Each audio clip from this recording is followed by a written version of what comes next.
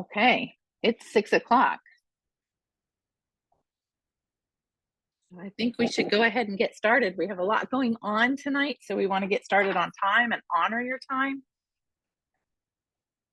Let me one more time put in the agenda.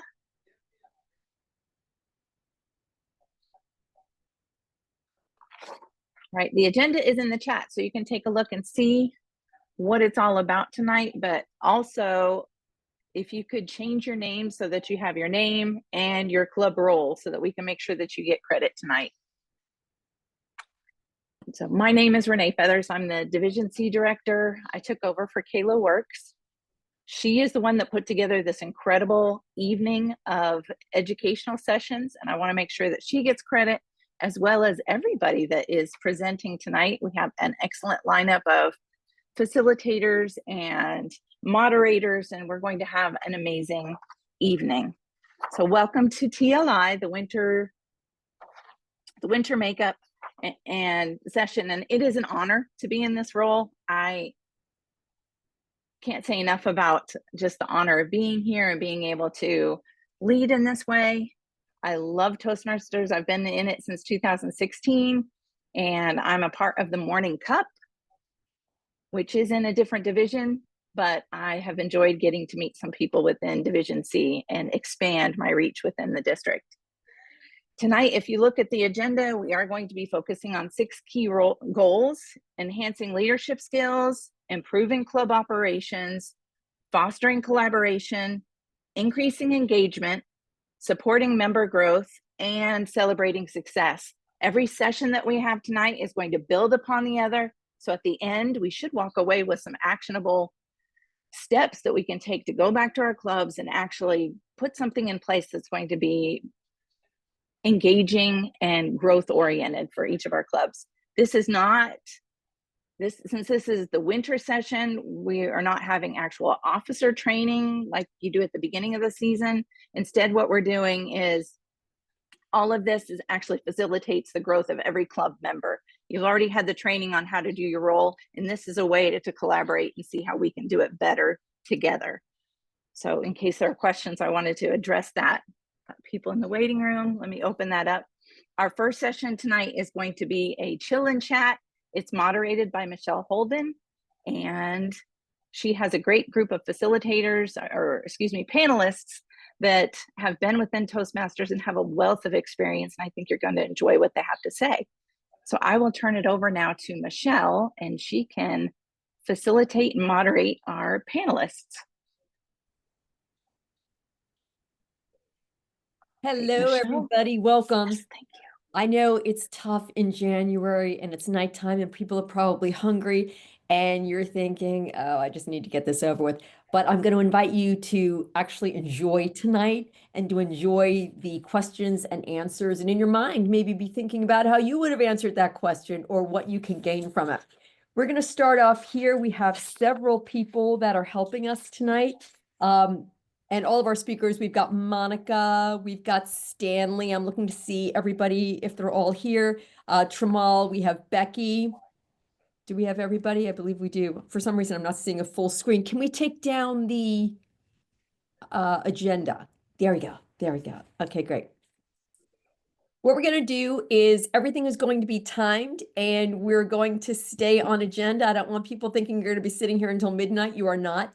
I'm going to start asking questions and each one has a certain amount of time. So the first question I'm going to throw out to all of our guests here. Well, not all of you that are watching, but all of our speakers. And this is going to be a 6-minute blitz round. Here's question number 1. What does Toastmasters mean to you? And how has it shaped your journey, both inside the organization and outside the organization? And I will take the first hand that raises. Shamal, you're unmuted. You want to go first? Sure. So I joined Toastmasters back in 2012, had a little bit of a break. So it's been collectively about 9 years. And I joined Toastmasters because I actually was on a stage talking to roughly 300 people with news cameras rolling at a pretty big high profile event and I lost my train of thought. Wow. I said 4 words and could not regain my composure. It got so bad that after 2 minutes of struggling just to even put together a sentence, I walked off the stage with my head down. So because of that experience, I had developed a fear of speaking off the cuff, not speaking without detailed prescriptive notes. And so a buddy introduced me to Toastmasters. He invited me to a holiday party, much like, holiday parties you all have had are hosted for your clubs. And I got to do table topics for the first time. And that was my journey to learn how to trust myself again, trust my voice. And so Toastmasters has been transformational for me in that regard of rediscovering my voice. Jamal, perfect answer. I hear some noise in the background. If everyone could just make sure that they are muted. Gay, I'm not sure if you are. But I think that's a great reason to join Toastmasters like so many other people. I'm just going to move straight on to Becky, Stan, Monica. Who would like to go next? I'll go. This is Becky. I joined Toastmasters when I worked for Sarah Cannon Research Institute, and our club was a sister club to the HCA Creative Articulators. And because my boss was an HR director and asked us to join and asked me to be an officer, I felt compelled to comply with her request. That's where I've met Maureen Proctor as a great friend and mentor over the years. And it has helped me because Maureen saw something in me my first year and pegged me to be an area director, which has got to have been one of my favorite roles. And if it hadn't been for Maureen and Don Biddick, I'm sure I wouldn't be here today, but it has been the most wonderful, enjoyable experience I've ever had. It has caused me to be so much better than I was at that time in so many different ways. It's taught me the conflict resolution. It's taught me the time management. It's taught me how to speak, when to speak, and how long to speak sometimes. And with that, I think I'm done.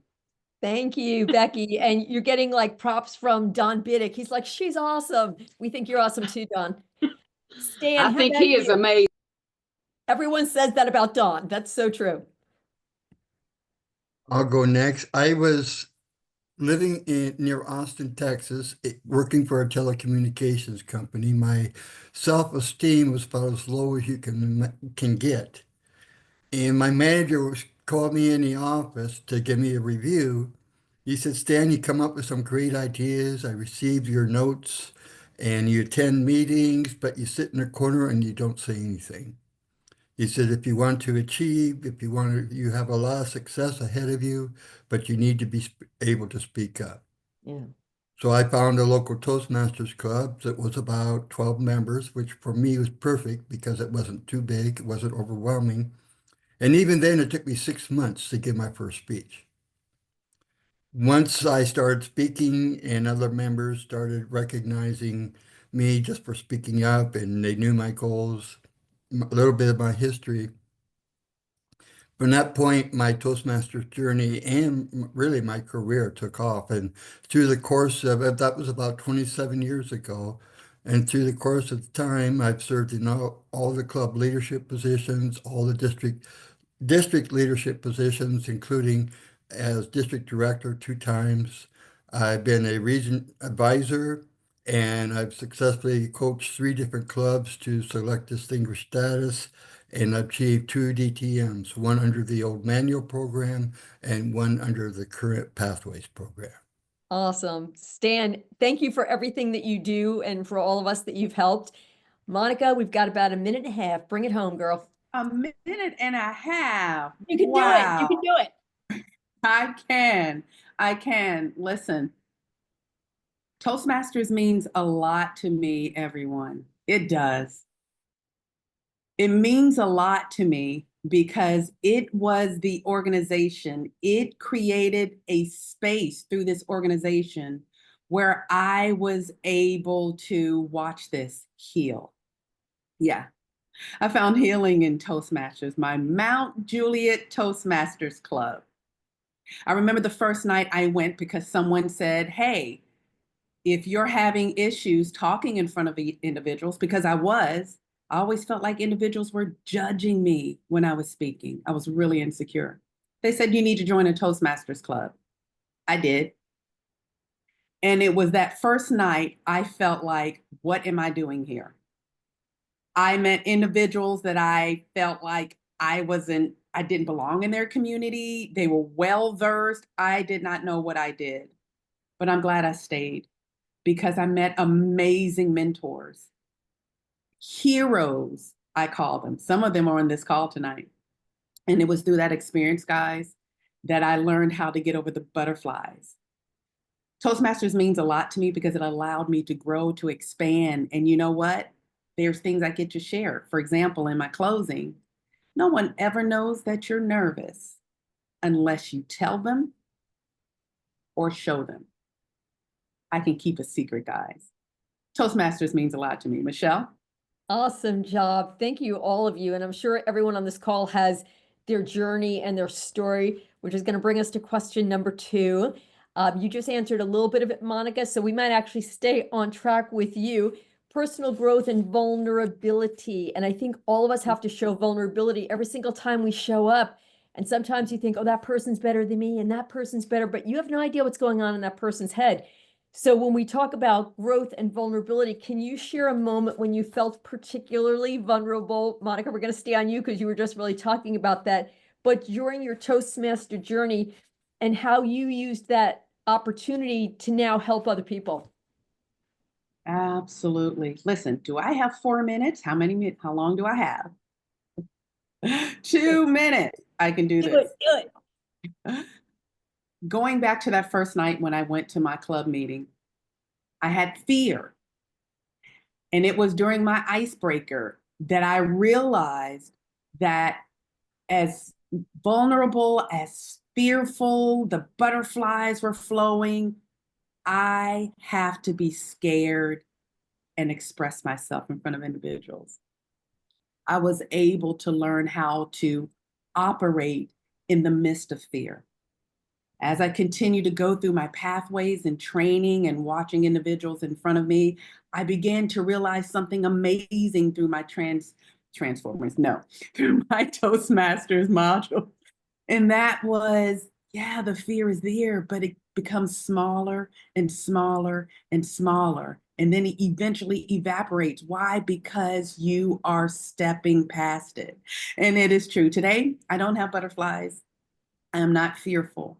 And so when I onboard, because I grew up in Toastmasters, and guess what? I've expanded to where I now can onboard new members into Toastmasters. I now have history and experience now, thanks to Toastmasters, because I expanded to a place where I can lead in leadership, area director, even higher than that, district division. Oh, am I saying something? Division director. I've been mentored by so many amazing people that I can now share with individuals that are new coming in. And I think that's the whole point. That's the whole point, is that you get to a point and Pathways takes you to excellence where you can then turn around and say, you know what, I can do this for somebody else, even as you're still growing. Tramel, why don't you talk about that for a minute? What moment for you was that vulnerable moment that you pivoted and decided, I don't need to be vulnerable, I can actually start helping some other people? Yeah, sure. So I joined Toastmasters having a little bit of experience with spoken communication. But if I were to describe the style that was most natural to me, think of like a football coach motivating someone, right? I didn't really have a clue about how to tell a true story. And humor, just forget about it. Humor is not for serious motivators, right? So it wasn't something I was tremendously comfortable with. And one of the things I really appreciated about the club that I first joined, Renaissance Speakers, back when I was in Los Angeles and Hollywood, was our club was very big on making sure that we picked assignments, manuals, speeches projects and progress through them to kind of get us out of our comfort zone. So you got to see everyone in the club kind of go through that journey of excelling at what they're naturally good at and learning to grow through stuff that they can improve upon. And one of those areas specifically for me was humor. And I remember the first time I'm working on a speech that is supposed to be funny, not a single element of laughter. And so when you give a speech and you have a stated goal and the feedback you get from the audience is the opposite of what you intend, it can feel really alone and cold up there. And I'll never forget one of the club mentors, Roberta Perry. She was in the club, and she gave me just a few little things to work on, and progressively, speech by speech, I learned to understand that humor was actually a perspective, and your perspective is uniquely your own. So uncover your perspective on events, and people will find that funny. And I took that little nugget of wisdom and started to implement that in my speeches, and it really helped me kind of grow and elevate. And so since then, I kind of take that same element and share that same nugget with other people that I see going through the same journey, new members in Toastmasters, wanting to know how can I ever get to the point where I can be a confident speaker. And I say, hey, let me tell you. I think that says it perfectly. I know we could all sit here and talk forever, and I want to be fair to everybody. Stan, you're going to go next. What I'll do is I'll kind of go like this when you're getting close so that you know to wrap up. But Stan, go ahead and give us your perspective. Well, I mentioned that it took me 6 months to give my first speech, and that's really when I was the most vulnerable. And my first speech, just like it is now, is the icebreaker. And because of my self-esteem issues, when I stood up and spoke, I was convinced that the speech was so horrible that the members would not want me to come back. Oh. And instead, they gave me a standing ovation. And I'm not kidding, tears came to my eyes, and I was just like, I was overwhelmed. Now, today, people will hear me say this quite often. Recognize, recognize, recognize. We cannot, that's one of the easiest, inexpensive tools that every member has, every club has, every district has. Recognize a member for every milestone met, and even just for making progress. Applaud them, recognize them, let them know that they just making, if, like, for example, a club, if they were struggling with members and they added 2 new members, applaud them. Make sure that they know that that's a good step. They made progress. Recognize, recognize, recognize, because that's what changed my life, was just knowing that my fellow club members appreciated me and recognized that I met a major milestone just with that first speech. Stan, what a good thing for all of us to remember, the power of a little bit of praise, a little pat on the back, like someone saying, keep at it, you're doing great. That little attaboy, yeah, you know what? We all need it. Becky, what about you? How did you get into helping all of us? Well, that again was my opening with the relationship with Maureen and Don. And apparently, Maureen saw something in me that I didn't see in myself the day I gave an icebreaker speech, and then turned around and gave it in a contest that night just because I didn't know I could say no. Then she asked me to be an area director, and after that, I was hooked. And Don took me under his wing and thought that I would make a great district governor at the time. They've changed the name since then to district director. And I was just in awe that they thought that much of the qualities that I had. I didn't see those in myself. And I'll be honest, I struggled with the vulnerability because I was vulnerable during my leadership with the district. I had a lot of vulnerability, and I had a lot of folks who showed up and worked with me and became a part of my team. And we became a distinguished district because of every one of those people. And I can't thank them enough for what they did for the district, for my leadership skills, and teaching me so much about leadership, about myself, how to help people. It was an amazing experience. And I hope that each and every one of you, if you find someone that thinks that you've got it, as Maureen says, let them take you under their wing. Let them help you. Then you can help others because they're going to give you what you need and they're Perfect. going to help you be where you need to be. And I think that's, we're going to wrap up on that. And we're now going to move into our third question. But I want to say that vulnerability is probably part of what makes you great. Our third question, we're going to now break off. Not everyone's going to answer these questions. This is going to be Monica and Stanley. And Monica, we'll start with you. Question number 3, staying motivated. We've got 5 minutes, so you each have 2.5. How do you stay motivated and inspired to continue improving your communication and leadership skills when maybe sometimes you're a little burned out? It's the breath that I have. Every human being, my background was biology and chemistry, and one of the things when it came to the engagement of individuals is that every human desires to have community. And in that, communication is required. Now, there are times where I may feel a little deflated because I feel like my community is not big enough, or maybe I may be a little disappointed because I feel like I'm not advancing as a person in my career or different areas of growth in my communication.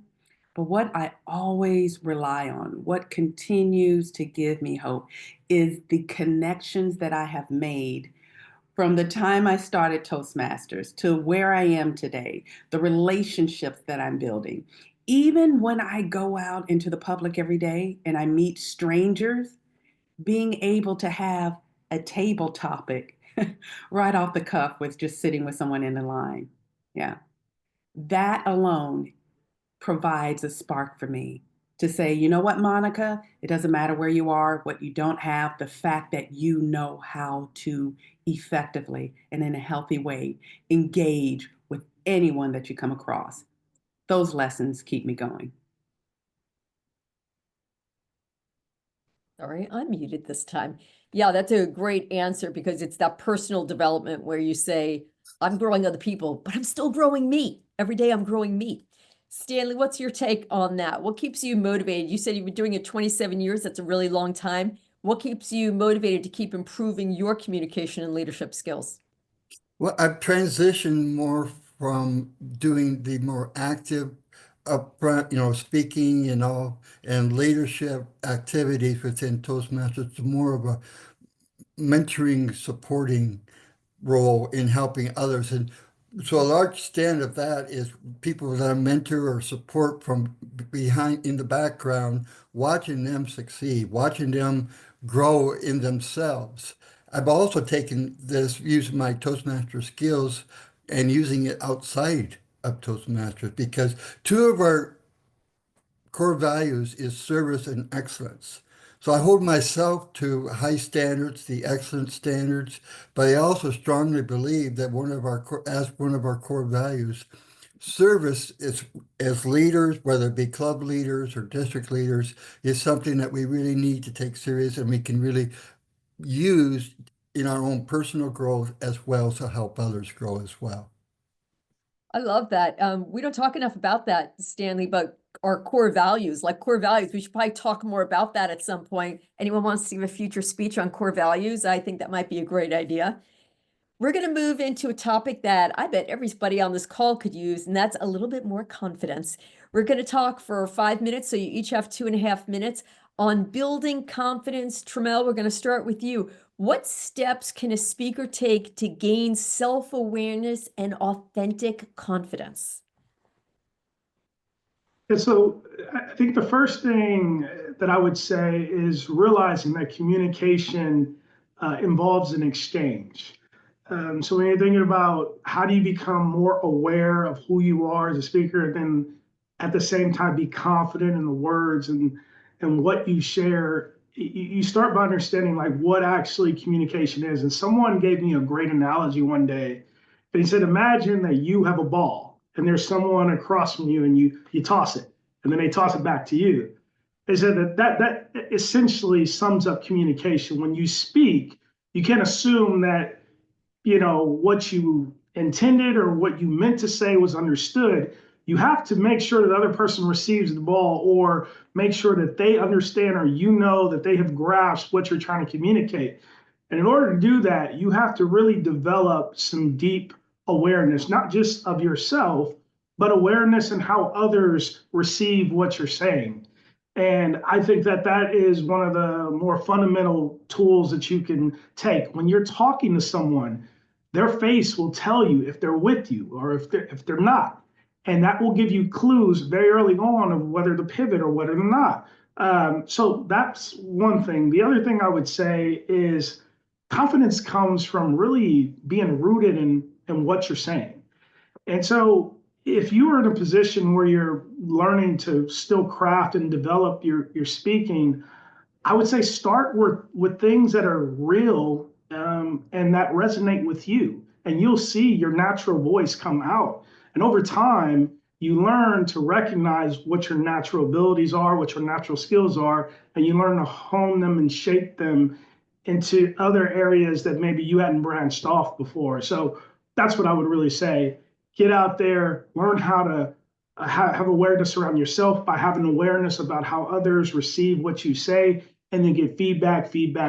Because what you'll realize is that some feedback is very helpful. Some feedback may be incomplete, and some feedback needs a little bit more assessment. So you get a variety of feedback to see if there is a consistent pattern, if there's consistent thoughts being shared. And that's when you know there's something that you maybe need to dive in on, or that's when you know, hey, I got something really gold in here. There's something really special about me, what I'm saying, and it's being validated by the audience. And that's how you can Excellent. increase your self-awareness, increase your confidence. Excellent, excellent. Becky, it's always hard going last because so many good things have been said, but I like that visual and the being authentic to yourself. What can you add to that as far as helping somebody have confidence? Practice makes perfect. And you can practice the things that you are not good at in a Toastmasters meeting. Every time there is a meeting, you have an opportunity to sign up for a role. Every time you complete that role, you can get feedback and you can find that you're improving. And then every time you give a speech, you get that feedback and you practice. I told my club earlier today, give as many speeches as you can and get used to being good at technology, because the problems will come. It happens to all of us. Sometimes it just can't be helped, but you're going to gain confidence anytime that happens. The more you've had to fix it, the more you've had to deal with it. And you may not be great at the Toastmaster the first time. You may not be great at the Toastmaster the first 10 times, but if you keep trying, you're going to be an amazing Toastmaster. And that's going to carry over to being an amazing meeting facilitator and leader. I love that because it's not just practice makes perfect, because someone could say, oh, I know that, but it's just putting yourself, there's a little thing I think Jordan Peterson says, seek discomfort. You've got to seek discomfort because that's how you stretch. And if you're not stretching and growing, you're dying. You have to put yourself in uncomfortable situations. Monica, you're going to be perfect to answer this next one because you've already touched on it a couple of times. Our next question is resilience and learning from failure. And personally, I always say fail, fail, grow. You got to fail a couple of times before you start growing. But how can developing resilience help you overcome challenges? And how have maybe some past failures served as really good learning opportunities for you?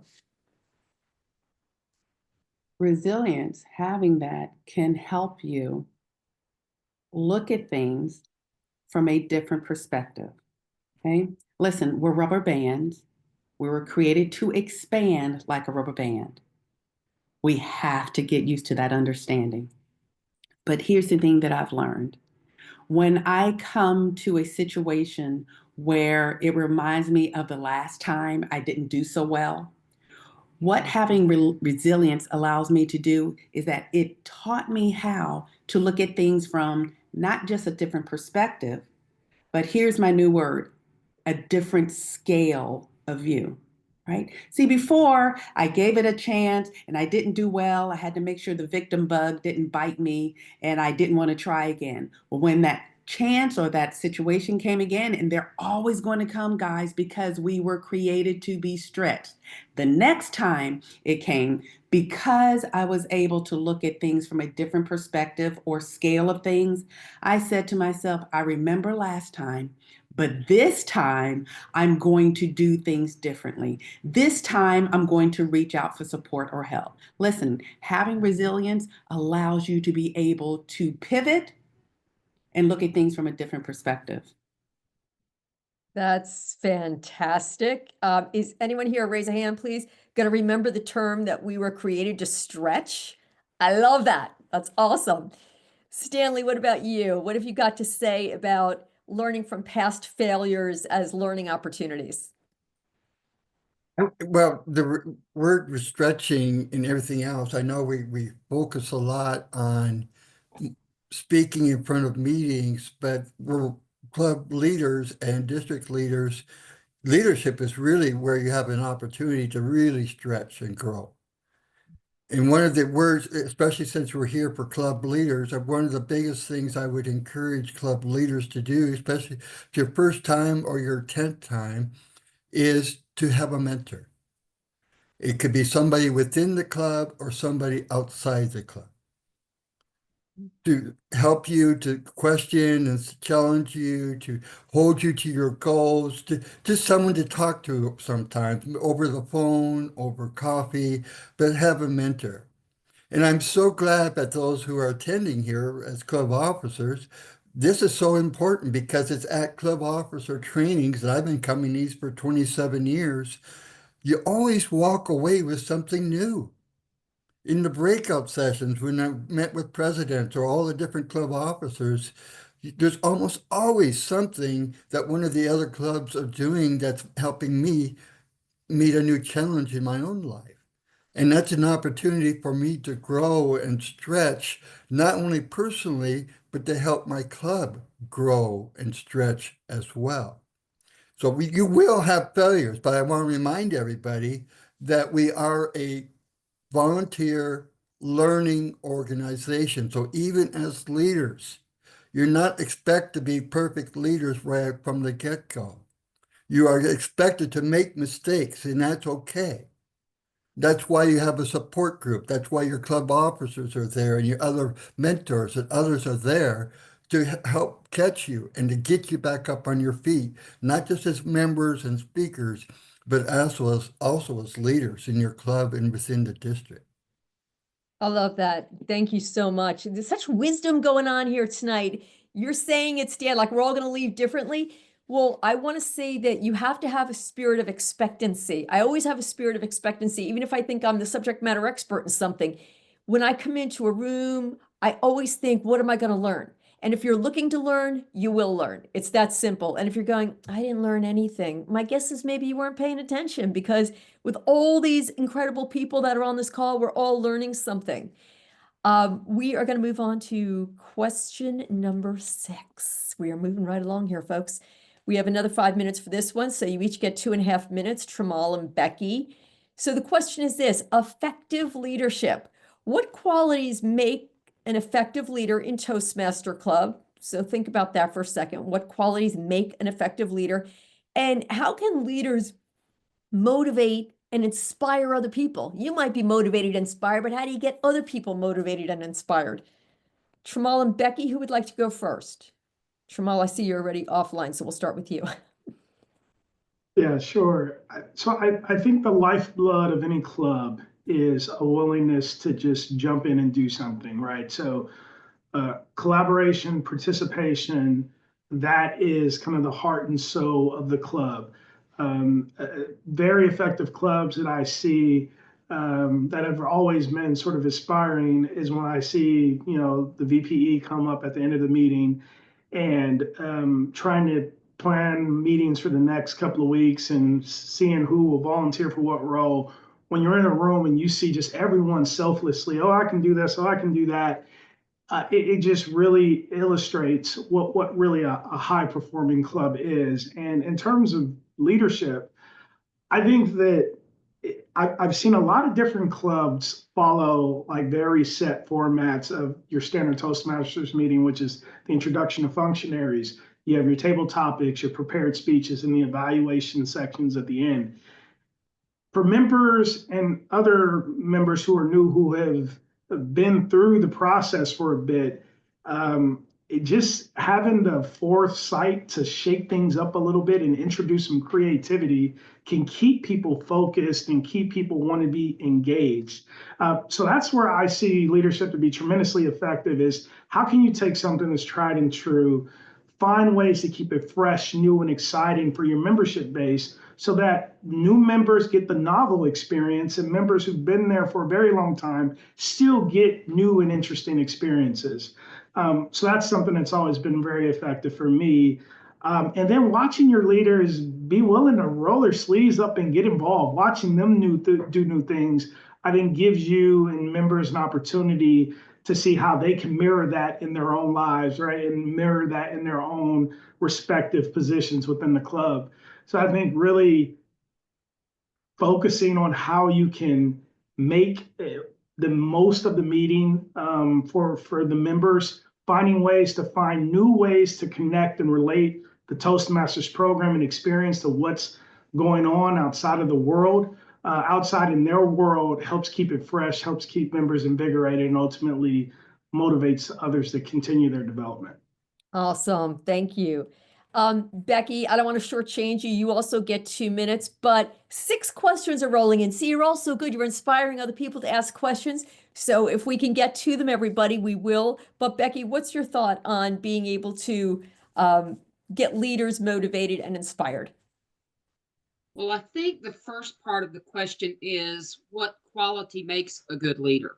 Yes. And I'm going to give you one word: availability. You will never become a great leader. You will never inspire others if you do not make yourself available. Excellent. So you've got to be available. You've got to be available to help people. You've got to be available to teach and mentor. You've got to be available to be that example in a club meeting. You can't expect all of your members to do things that you're not willing to do yourself. Kind of like what Trammell was talking about. If you're not willing to get your sleeves rolled up and get your hands dirty and be there when the club is struggling and be there when it's being a success, what are your members going to do? How can you motivate them? How can you inspire them? But the reason that you can inspire and motivate others is when you care. When you honestly care. And I do believe, I think it was Maya Angelou that said, people don't care how much you know until they know how much you care. Yeah. I was just going to quote that. Yeah. It's true. If you don't care and they don't see that you care about them, genuinely care about what's going on, you're not going to reach them and they're not going to let you inspire them. It's excellent. It's very much like parenthood, right? Kids know when you're available and when you're not available. So tag, you're it, you're the parent. All right, we're going to move on to a very difficult question, actually. Not that they haven't all been interesting, they have, but this one I know is going to hit a chord with quite a few people. And we're going to start with you, Monica. Building and retaining membership. What strategies have proven successful in attracting and retaining members in a Toastmaster club? Strategy, onboarding. The strategy that has been successful for me personally as an officer in my club, as well as the experience in the club for everyone was the onboarding. I want to use a word that Becky used, available. Being available in time and presence. But Becky, I even want to go deeper than that. You guys, you know me, being emotionally available. If your club has a certain type of personality, whether it's corporate or business, it does not matter. If you are a human, I am not being new age here, guys. I am being for real. If you are a human being here and you have a club as such, it doesn't matter the kind of style club you have. If you would be emotionally available as well to say, hey, I want to be here. I want to connect with you because I understand where you are because I was there. It's onboarding individuals, new members that are coming in, taking time out to sit with them and say, let's have an authentic conversation. Why are you here? What is it that you need? From that onboarding, you may say, well, our club is not big enough to do this or do that. Guess what? You are not the only club in this district. We've said it over and over again. Reach out to a nearby club. Can you assist us with onboarding, showing our new members around, and the energy and the environment in the club? If you want to be there, they want to be there. If you want to grow, they want to grow. It's a human to human contact strategy, being authentic with the individuals and onboarding them in an authentic way. I love that. You're spot on. It's being available, being authentic, and reaching out and having the human touch. And Stan, it's going to be very hard for you to build on that, but what would you say after all the years and all the clubs that you've seen, what would you say is maybe a proven strategy for attracting and retaining a member? Well, in terms of attracting members, first start with the easy stuff. Easy stuff being that on the Toastmasters website, make sure that your contact information is always kept current. On your club website, and you better have a club website, make sure your club website is current and has good contact information. Make sure that the contact information are people who are actually going to follow up. When I moved here from Texas, I had already decided, obviously, I was going to join Toastmasters. Not just one club, but two clubs. So I sent out, using the contact information, requests to like 7 different clubs within the Knoxville area. And after a week, I got responses from 2 clubs. One of them was Will's Club and one was from Oak Ridge. I waited another week, another week. That was the only 2 clubs I got responses from. I actually had a call to other members or other district leaders to find out what are the clubs and how do I reach these people if I'm looking for other clubs who actually join. I was a going to be member, but I had to work to find a club to reach. And the other thing is we're Toastmasters. Many of us are experienced, especially for the more experienced. I have Toastmaster shirts. So everywhere I go, when I go to my church in a small group, I talk, if there's an opportunity, I let people know, I introduce myself just as a member of the church, but also I mention, oh, by the way, I'm also in the local Toastmasters Club. I'm a member of Rotary. They know me as the Toastmaster member. Everywhere I go, I talk about Toastmasters. When I'm at a company or I do substitute teaching at 4 high schools in the area. So I wear my Toastmasters shirts or other information, and I talk to the teachers about Toastmasters because a lot of times I hear them teaching, but they're doing a lot of ums and ahs, and you can watch the expressions on the students' faces. I talk to seniors about Toastmasters. So that's really the easy stuff, to just make yourself out there, use your skills as Toastmasters and get out there and just let people know about this wonderful program. Awesome. In return, retaining it goes back to what I said before. When our guests are in your meetings and they see you recognizing your fellow members, when you see that everybody is being applauded, heartily applauded for giving their speech in a well-run meeting, then that will help keep your members there because they're being appreciated. Awesome. All right, we're going to go on to the next question, which I know is a tough one. For all the people that are on this call, you want the answer to this one.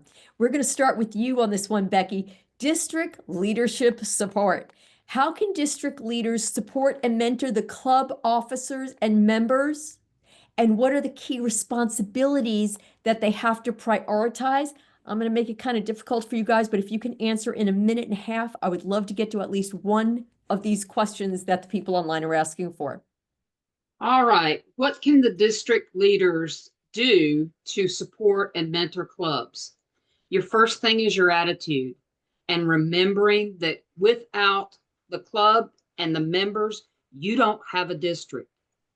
They are the most important thing to you, and you need to care for them because they're the most important thing to you. If you see that club is struggling, offer them help. If you see that those officers are new and inexperienced, find some folks to go in and help them build their skills, and always, always give them opportunities to learn. Make yourself available to help mentor them and show by example that you really do understand that they are the most important thing in your district. The biggest thing you can do to help is make sure everybody has the information out as early as possible. Last minute planning is not good. And when we get last minute dates or the things change, it's hard for an entire club to pivot. We do our best, but you've got to get the information out accurately and early. I think that's great advice. Monica, that'll be hard to tap into, but right now you're experiencing probably a lot of it where you need district leadership support. So what would you say? Right. So I'm going to talk about the how. How do we do it? It's a big jump from district to the club officers and things of that nature. It's a few gaps there. But here's the how. It's going to take elbow grease. Ladies and gentlemen, we are going to have to get off of the couch. We're going to have to put the chips down. We're going to have to turn off of our favorite TV show in the evenings and say, you know what? I am going to have to send an email out and have an activity to pull all of the officers, all of the new officers. Let's go to a restaurant. Everybody pay your own food. Let's put our monies together. Let's go somewhere and let's have a conversation. And in that moment, that district person can touch the new officers. You are new, so we're going to have to support you this way. I am seeing that it's going to take elbow grease to create new spaces outside of the summer TLIs where we can connect the gap between the district to the officers. Oh, we're going to have to go out for lunch, guys. The next thing, what do we have to prioritize? Communication. Communication is the T. Becky said timely manner. Absolutely. Listen, I cannot tell you from experience how frustrating it can be, but I'm resilient, to start a position and you have nothing to look at to follow except some little bullet points here. You know what? We need booklets. We need individuals who are stepping out to sit down through elbow grease and give me a booklet that says A, B, C, D. And by the way, here's my email. Call me anytime. All right. Elbow grease. Let's decrease the gap between district and the clubs. And number two, let's prioritize effective communication in real time. I love that. You just segued so perfectly into the next question. And this is one of the ones that I think is going to touch on. A few people have put this in the chat. Collaboration and communication, two of my favorite words. What are some best practices for facilitating open and effective communication, wait for it, between the clubs? Because that's part of it too. We got to get conversations going on between the clubs and the district leadership. Let's go ahead and start with you, Tramal, because we haven't heard from you in a little bit. Sure. So I give my answer having been a part of a few districts, I think 5 if I'm counting, across the country a bit. So in California, Nebraska, now here in Tennessee. And the one thing I can say is your your typical scenario where district leaders get to interface with club members in general, events like this, the leadership institutes, the conferences, and then, at the contest, usually there's a trio member there to have some sort of commentary interaction. But I think the way to really enhance that communication is to find opportunities for communication outside of those kind of big picture gatherings, micro communication. So utilizing newsletters, which I know this district does, utilizing social media to have collaboration and discussions with what's going on with the district and opening up lines of communication. I've seen open houses and joint meetings of different clubs. Let's say that there's a geographical club and there's a club there's a cluster of clubs that are within a 20, 30-minute geographical area. I've seen those clubs come together to host a sort of small kind of town hall where you invite district leadership and there can be conversation. So I think the best practice to do it is actually have opportunities for that communication to occur, because a district as big as ours that goes from Nashville all the way out to Chattanooga, and you have to have a way to kind of cover that ground. And I think in the day and age that we're in, looking for micro communication elements certainly gives an opportunity to do that. I love that. Really good answer. And I'm going to do a shameless plug right now for Monica. Please keep in mind about the spring conference, because that is one way that we can all come together and meet and talk and find out, what do you know that I don't know? What do you know? And get everyone talking. So please consider going to the conference in the spring. Stan, what can you add there for a couple of minutes about maybe the inter-club connection and the district conversations? What can you add to that? Well, I once heard a phrase when I was earlier, and it's always stuck with me: if you think it's important, make it important. So if there's something that you want people to know about, and it's important to you, and it's important that they know, do everything you can to make sure they know about it and that they don't forget it. When you're talking about emails, don't just say it's on the district, it's on the club website. Send them the link. Send them the information directly to them. Find alternative ways. Some people don't do emails, or they get buried in emails. Find alternative methods to communicate. Area directors, division directors are supposed to have area council meetings where they bring clubs together once or at least twice a year, once in the fall, once in the spring. More is better. And this is where there's opportunity for area directors. That's where really the collaboration between the clubs and district can really take place. They're not only sharing ideas, but there's opportunities for recognition, again, of everybody, but also for each club to really communicate within each other as far as open houses that were happening, or things that are happening for working for us. And this, that's really where the greatest collaboration can happen, is when you have your area and division council meetings between their clubs, your areas, and your divisions. Stan, you just reminded me of something, and I'm going to do a shout out to Stacy Thomas, because she did something brilliant the other day. And we were talking at our club meeting, and she said, hey, can you please remind, like, some of us have really big clubs where there's a lot of people standing room only.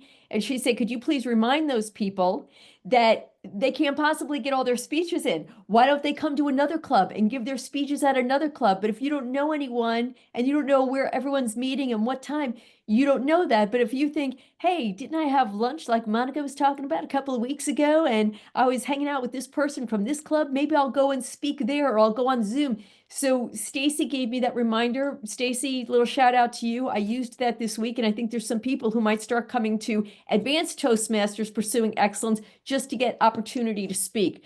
So let's foster all of that. Don't wait for someone else, in other words, to start the communication between clubs. Let's do it ourselves. Last question, and I will take first hands, whoever raises their hand.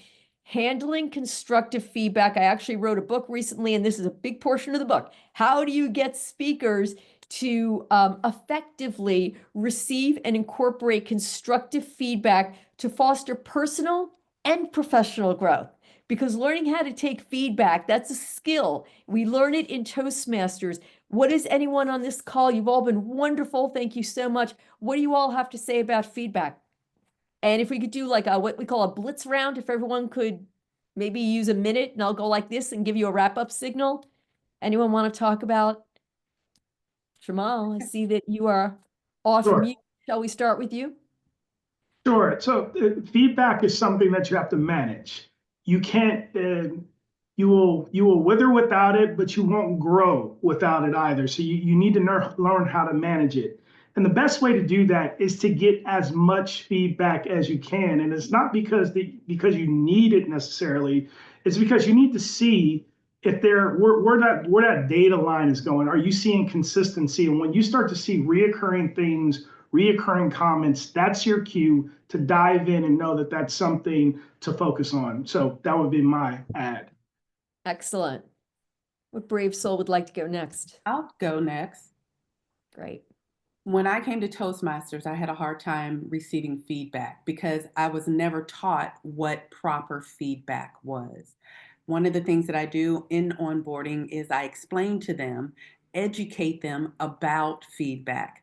I explain to them, you're here because you want to get better. And in order to become better, there is going to be communication given back to you that is going to align with the purpose of growing, which means they're going to tell you things that you will need to improve on.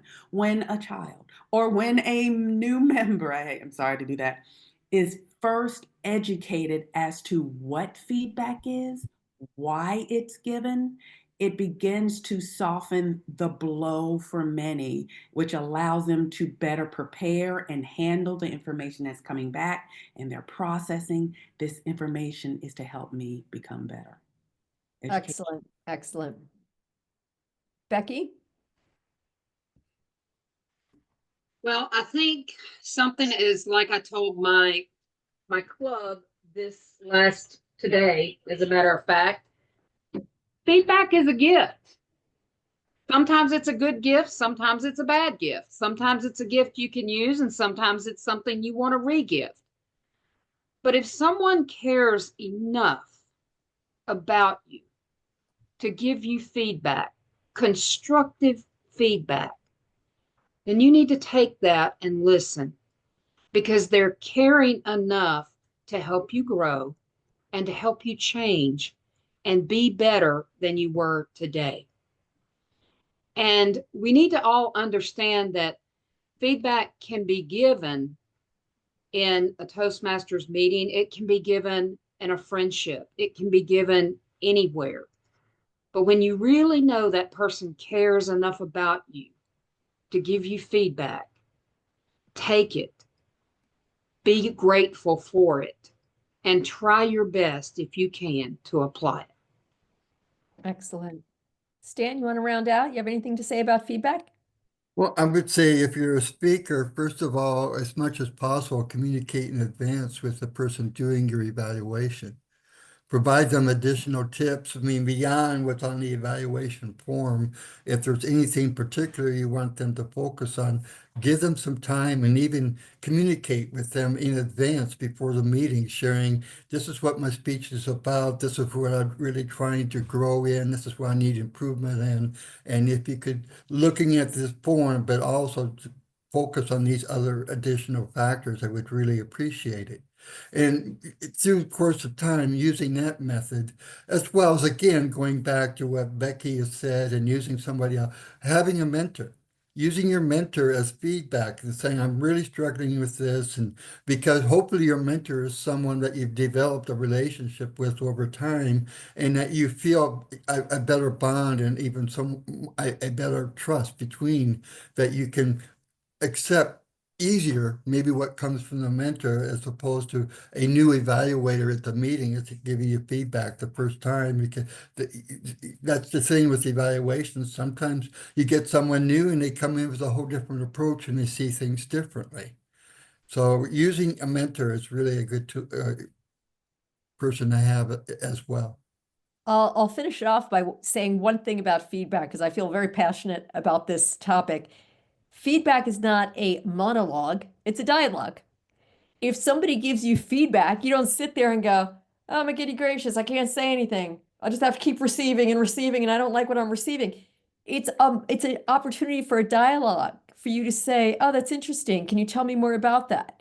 Where you can start to, because what happens is all of a sudden the person giving you feedback is here and you're here.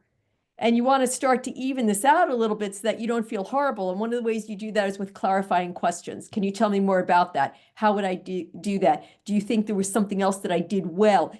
It's just, remember, it's a dialogue.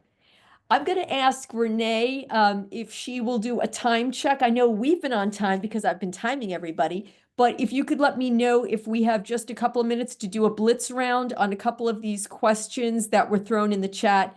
And while you're checking the time, I will say thank you so much to Monica, Trammell, Stan, and Becky. Can we get a round of applause for an awesome job? Yes, Michelle, we have until 7:20, so we do have some time to take those blitz rounds of the questions that were sent Awesome. in. So Awesome. great. Good. All right. Well, here we go. The first question, and thank you for everyone who was thoughtful enough to put a question in here. You can keep them coming if I don't hit all of them. What resources or tools have been most beneficial for the growth of your members? I'm going to ask Becky to answer that one. What resources or tools have been most beneficial for the growth of your members?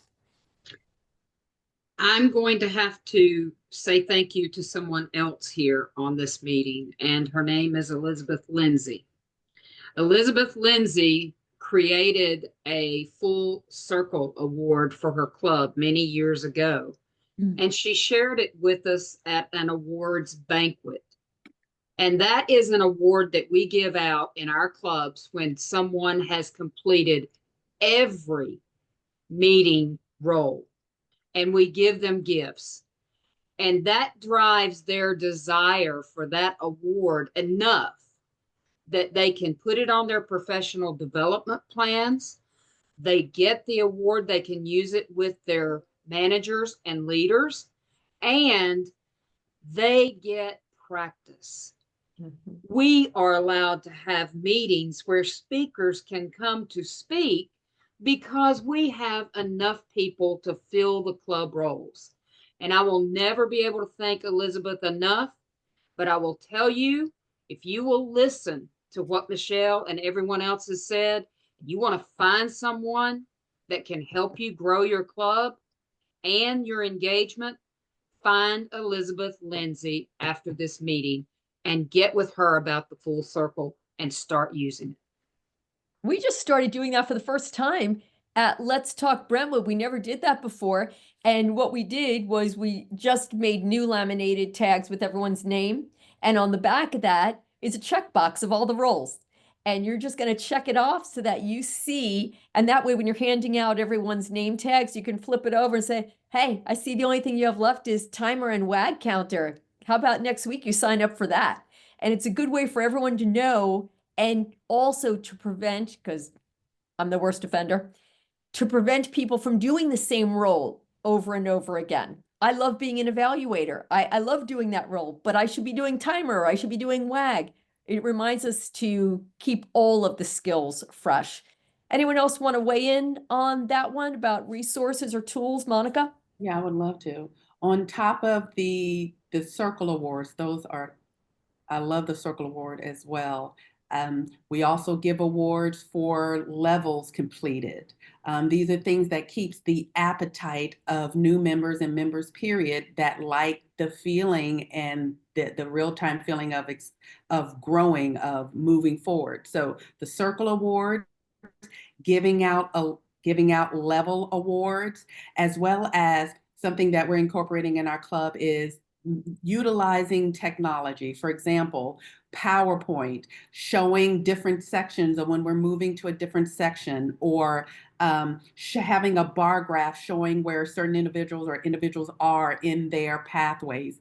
One of the things outside of that that's wonderful that helps us is our members enjoy receiving their MailChimp. We use MailChimp for communication. They love the colors. We change out for the holidays, fun activities, as well as building community. We get together outside of the club. You'd be surprised how many individuals are looking for building a community, individuals who are introverts. They're wanting to become more extroverted. Well, we do that not only in the club, but we've been canoeing. We've gone to the zoo activities. So there are many kinds of ways, along with what Becky mentioned, technology, media platforms that we can use to help grow an active club, keeping that appetite going. Okay, Monica, I would like to be on your guest list because I want to go canoeing with you all. So Oh, we get have me a on your blast. guest list. And Tramal has been to our club with some activities. We had a fire pit. Yeah, we have a great time. Get connected with your other clubs, guys. I love this. I hope you're all feeling this energy. Is everyone feeling the energy? I hope you're not just sitting here listening, but you're also getting ideas and brainstorming and thinking, ooh, what can I take back to my club or my meeting? New thoughts, new ideas. This is how we keep Toastmasters fresh. Second question, what strategies have you found most effective in building a strong sense of community within your Toastmasters club? I feel like we've answered that a little bit, but does anyone else want to make a quick comment on it? Building community. Actually, I think Michelle, Okay. I would like to, if I could. sure. We do some of the same things at our club, and it has proven, like Monica said, when you get together outside of work, outside of the club, and you get together and meet with each other, and you break bread together, or you have a meal together, you become more engaged, and you are able to become more personal with each person in that club. We just go to dinner, everybody buys their own dinner, but we're thinking about that zoo trip as soon as it's not freezing cold. But I will tell you, if you have not done that and you're not getting together and becoming friends with your Toastmaster buddies, you're missing out. You really are. And that is one of the things that one of my folks here, that Tabitha, she's one of my friends, and she says, you're a part of a family, and you become a part of a family. And you have a Toastmasters family, and then you really begin to feel like family when you do other things together. Becky, you're actually reminding me of something, and I'm going to throw this out to everybody that's on the call. There are some people that, for whatever reason, had to drop off your club. Maybe they had a family situation. Maybe they moved. Maybe they're not even in the area anymore. Maybe they had 2 or 3 clubs that they were a member of, and they had to make a financial decision just to be part of one of the clubs. But why don't we take this opportunity, make a mental note, maybe on the side of a piece of paper somewhere on your desk or on your phone, of one person who maybe you miss and you think, I haven't seen you in a while. I'm not trying to drag you back to Toastmasters if you're no longer here or interested or can do it. I just wanted to say hi. And it's such a beautiful thing to get a hello from somebody. I don't need anything from you. I'm not asking for any money. I don't want you to do anything for me. I just wanted to tell you that I love you. I was thinking about you. I miss you. Your presence is missed. And I think sometimes we don't give each other those messages often enough, but it would be really nice sometimes to reach out to someone because they're probably thinking, oh, everyone forgot about me. I don't think I added that much to the club. As we were going through all the questions, I heard, I think every one of the 4 of you say at some point, I felt vulnerable. I wasn't sure how much I was committing or how much I was offering. Well, don't we think everyone else feels that way? So thank you, Becky. That just reminded me that maybe we should each reach out. Number 3, what are some successful initiatives you've implemented to encourage collaboration among the clubs and members? And again, I feel like some of this has been mentioned, but if anyone was brainstorming and had a new thought, you're certainly welcome to.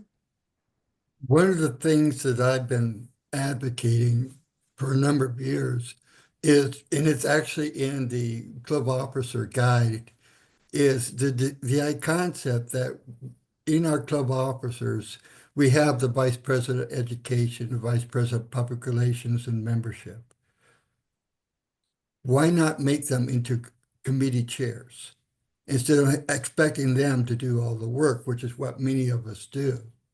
And I've actually tried this with 2 different clubs, and it's really what worked well. Because talk about each chair, the VP, because there's so many duties and so many more things that a VP or that particular group can do beyond just what their expectations are. And when they have two or three members doing it, and there might be some crossover, and then they bring it together as a club, the three members in the committee can socialize, meet separately, have coffee together, discuss, and then they bring it together back to the club or the executive officer meeting. The club, everybody is empowered, and that's my big word in our club mission statement. I always ask, are your members feeling empowered? Especially the older members who have been members for a number of years. Are they really feeling empowered, or are they just showing up for meetings because that's what you do? You show up for meetings to fill a role. Mhm. And to me, an empowerment means much more than just showing up for a meeting.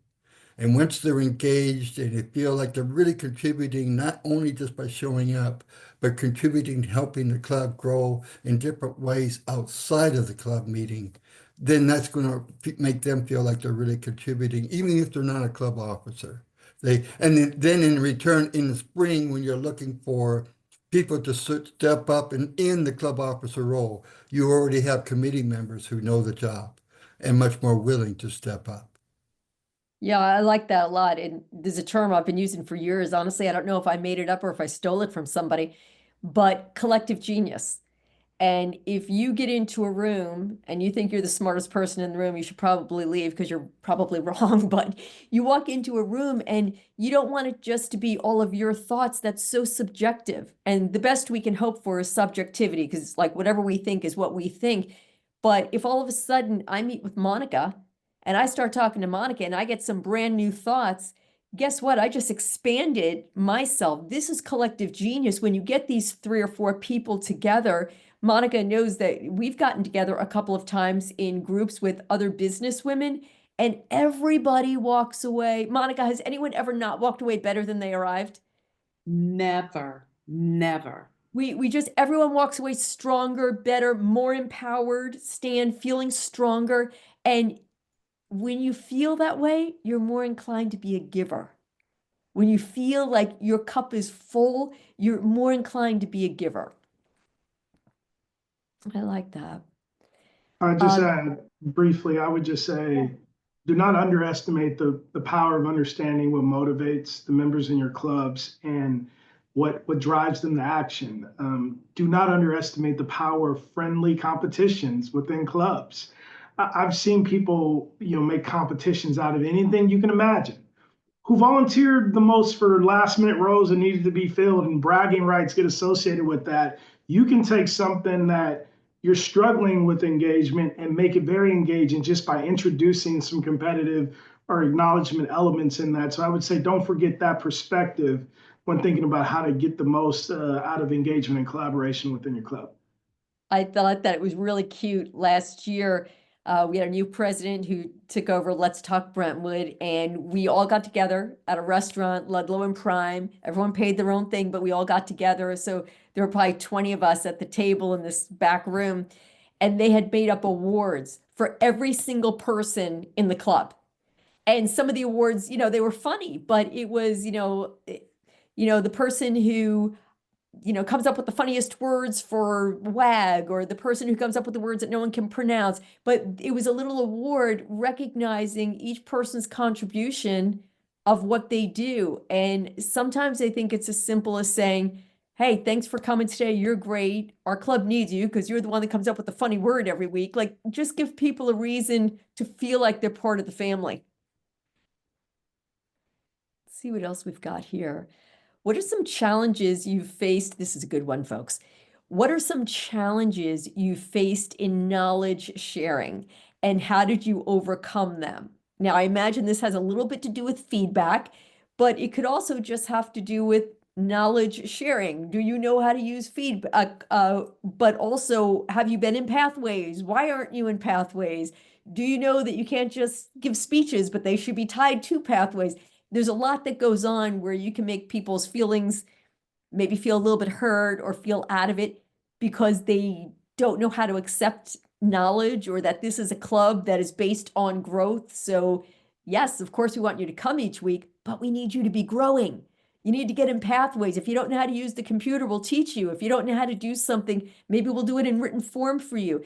But what are some challenges, and I know our club has had them, with people who face a knowledge sharing issue? Anyone have that issue besides me? I Monica? do. We have a situation in our club, and just think about yourself as a brand new Toastmaster. All right. Think about a brand new speaker who's coming to your club and trying their best to get familiar with a PowerPoint presentation. How many PowerPoint presentations have you seen that are not in presentation mode? How many? We have a very comical term that we call bootleg mode in our club. And we joke about it and say, I'm in bootleg mode today because I can't get my technology to work. Or we try our best for those who have struggled with it to help them learn the difference between presentation mode and bootleg mode. We And use humor. Tell us right now. Can you share with everyone? Because some people might be going, I don't know if I'm bootleg mode. Can you share some detail without having Sure. to pull up something? Sure. So if you have a PowerPoint and you don't see it all on one screen, you're in bootleg mode. If you still see it in PowerPoint, and the only thing you need to do to get out of it is go up to slideshow, first slide or present slide, and click that start now, or click at the beginning and apply that. It's going to put your presentation on a screen. Make sure you're sharing the screen number if you have more than one, where that large presentation is, and you're going to see your notes on a different screen. You're going to see how to advance the presentation on a different screen. But just understand that sometimes you don't want to call people out specifically and harshly for something they don't know. Put a little humor with it, help them out, and say, hey, for us, we ping you on the side and say, hey, let's get a meeting together. Let me sit down with you. Let me show you this. This is really cool. We had one of our members, she did a table topics, and she showed us how to click on numbers and them appear in the slide later for the question, and then go back to the last slide. And that's Kayla Chapman. We're all learning from each other. So just be kind, just use a little humor, and be gentle with your feedback from time to time. And I think I'm going to talk about that PowerPoint piece for just a minute. It's so easy to say to somebody, hey, before you get started, do you see up at the top where it says, slideshow? Just go over to the left. You'll see from the beginning. There you go. Now someone is like, oh, I didn't realize it was a click and a click. Okay, boom, that's done.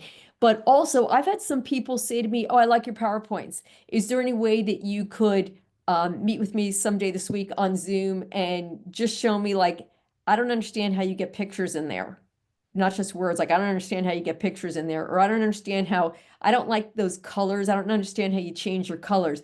Well, these are things that are relatively easy to do with somebody, and it's no big deal. There's nothing to be embarrassed about. Maybe you just haven't had the need to do PowerPoints before, so why would you know how to do it? You know what I mean? Just feel free to reach out and ask somebody. This is the most generous group of people I've ever met in my life.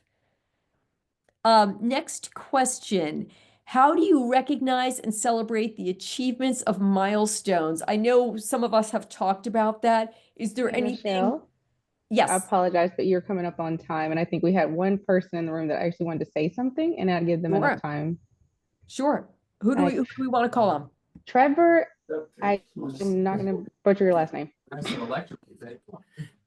Yeah, no, thanks. right. I enjoy hearing all the ideas here tonight, and one thing that we've done, it's really easy to finish up a meeting and say, let's flip off the lights, time to go home. Everyone's got busy lives type thing. But, we've tried to leave the lights on a little bit longer and just allow some time where people can hang out and, meet the guests and introduce themselves or just talk. And so we've had over time, just I think some really good friendships develop in the club. And it's just neat to see people not wanting to leave.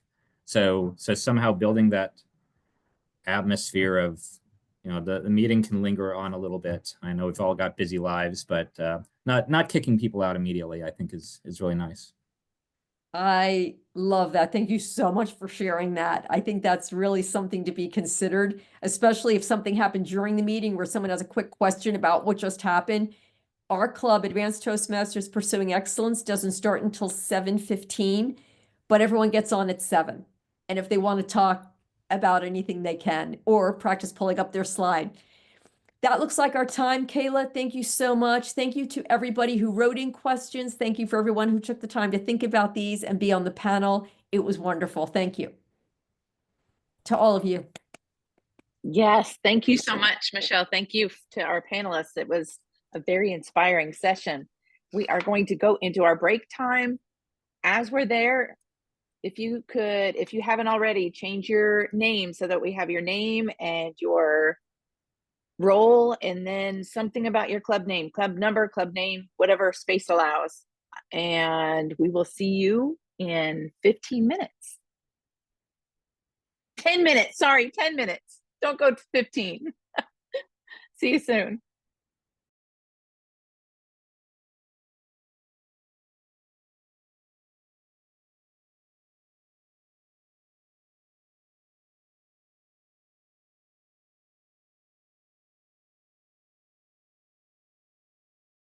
Complex is met with a solution that addresses its very core. A world where continuous improvement is not just a goal, but a way of life.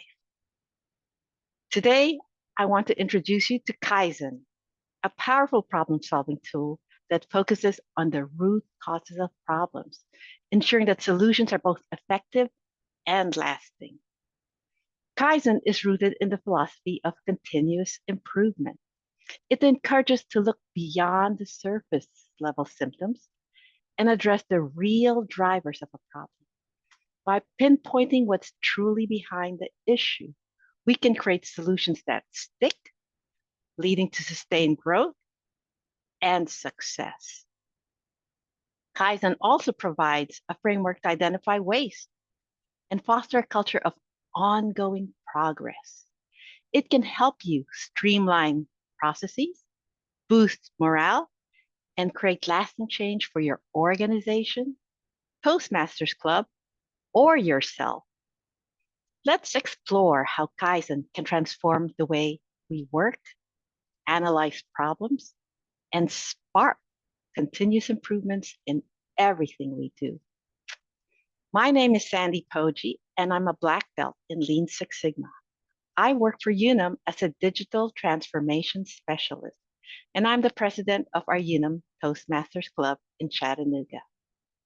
Our club meets twice a month. Before each meeting, it's such a struggle to fill meeting roles. It was always a scramble the day before or the day of the meeting to find people to fill the roles and finalize that agenda. How many of you have faced a similar struggle? It's challenging, right? And painful. We started jumping to solutions. What if we assigned a Toastmaster to fill the roles and finalize the agenda? What if we tried this or that? And then I thought, wait a minute, I have a problem-solving tool we can use. Let's conduct a Kaizen event and solve the problem together. We conducted Kaizen training with our Toastmasters Club, followed by a problem-solving session that yielded amazing results. I'd like to share our experience and give you a sneak peek into this powerful problem-solving tool. We'll start with a 30-minute introduction to Kaizen, and listen up. We will have a few questions in the end to check who has been paying attention. So you all really have to pay attention, okay? Next, we'll break out into 4 groups to practice a few tools and tackle 4 Toastmasters opportunities. We'll spend 20 minutes conducting a root cause analysis and brainstorming ideas to address these root causes. Next, each team will have 5 minutes to present their root causes and improvement ideas. Finally, we'll wrap up with a quick summary. Let's get started. What is Kaizen? Kaizen means good change in Japanese. It's a powerful problem-solving tool, but it is more than a problem-solving tool. It embodies a culture of continuous improvement, focusing on people and processes rather than investing in equipment and technology. The core idea is that we can simultaneously achieve high quality with low cost, with a strong emphasis for eliminating waste. To begin, we must adopt a Kaizen mindset, okay? Get ready, everyone. Let's put on our Kaizen mindset. Start with the belief that we can do it. Instead of focusing on barriers, we concentrate on how can we achieve our goals and make things happen. We focus on the yes and attitude. When faced with change, we often hear, this change won't work. It's always been done this way. Let's question those barriers. And it doesn't have to be perfect. We don't need a full solution right away. Instead, take action, small, incremental steps, then evaluate and correct as needed. We concentrate on identifying the root cause of issues. We'll discuss the 5 whys technique later. We bring together a team with the knowledge and expertise to understand the current processes and root causes so we can figure out a fix that solves the problem effectively. Tell me, when things go wrong at work, how often do we see individuals getting blamed for a problem? Are their heads nodding? With Kaizen mindset, we don't blame individuals. We fix the process.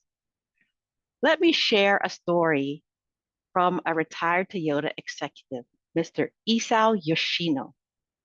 He started working at Toyota and he was assigned to the paint shop. His job was to mix paint and solvent into a big vat of paint that was sprayed onto the cars. One day, the manager suddenly said, "Stop the production line," because the paint was not sticking.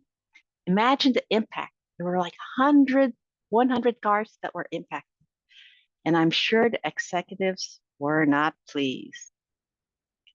Well, instead of reprimanding Mr. Yoshino, the manager asked him to show the process. They discovered that the cans of paint and the cans of solvent looked very similar, making it easy for a newbie to make a mistake. Instead of blaming Mr. Yoshino, they built a mistake-proof process and thanked him for highlighting the issue. His mistake helped them create a better process for the future. A Kaizen mindset focuses on improving the process rather than blaming individuals. It creates a safe environment to speak up about problems and come up with innovative ideas. And we support people. We set them up for success. A core principle of Kaizen is waste elimination. This principle originated from the Toyota production system in 1950s. Toyota had a relentless drive to eliminate as much waste as possible from their processes while improving the quality. As a result, they became the #1 car manufacturer in the world, selling over 11 million vehicles in 2023. Toyota's cars are known for their high quality and reliability, with the least amount of breakdowns. I own Toyotas. Toyota focuses on 8 sources of waste, which help them deliver the high quality vehicles at competitive prices. In the manufacturing industry, we use the acronym downtime to represent these wastes. It can also be applied to the service industry. Let me highlight a few. Defects are the most common source of waste, and they occur when the output does not meet the customer expectations. The customer can be external or internal. Some examples of defects would be shipping the wrong item to an Amazon customer, or providing a report with incorrect information to an internal department. Another waste is waiting. How many of you have processes where you have to wait and wait and wait for another step to finish before you can proceed with yours? And another one is non-utilized people or talents. Okay, let's see if people will be able to give me an example related to Toastmasters of non-utilized people or talents. Any brave souls out there?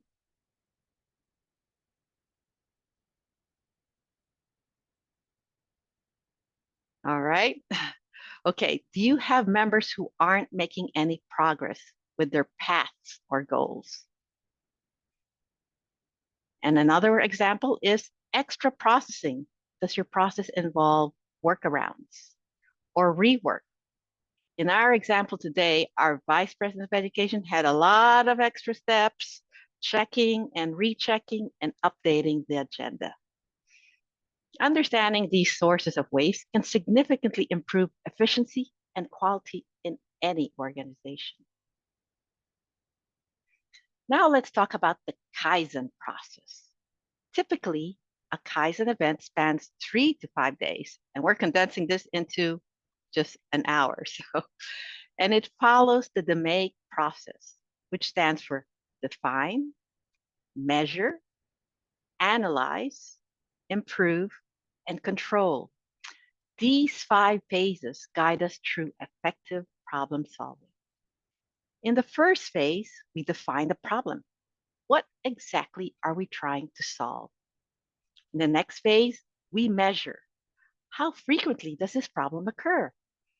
What is the impact to the customer, whether internal or external? We need to understand and map the process steps.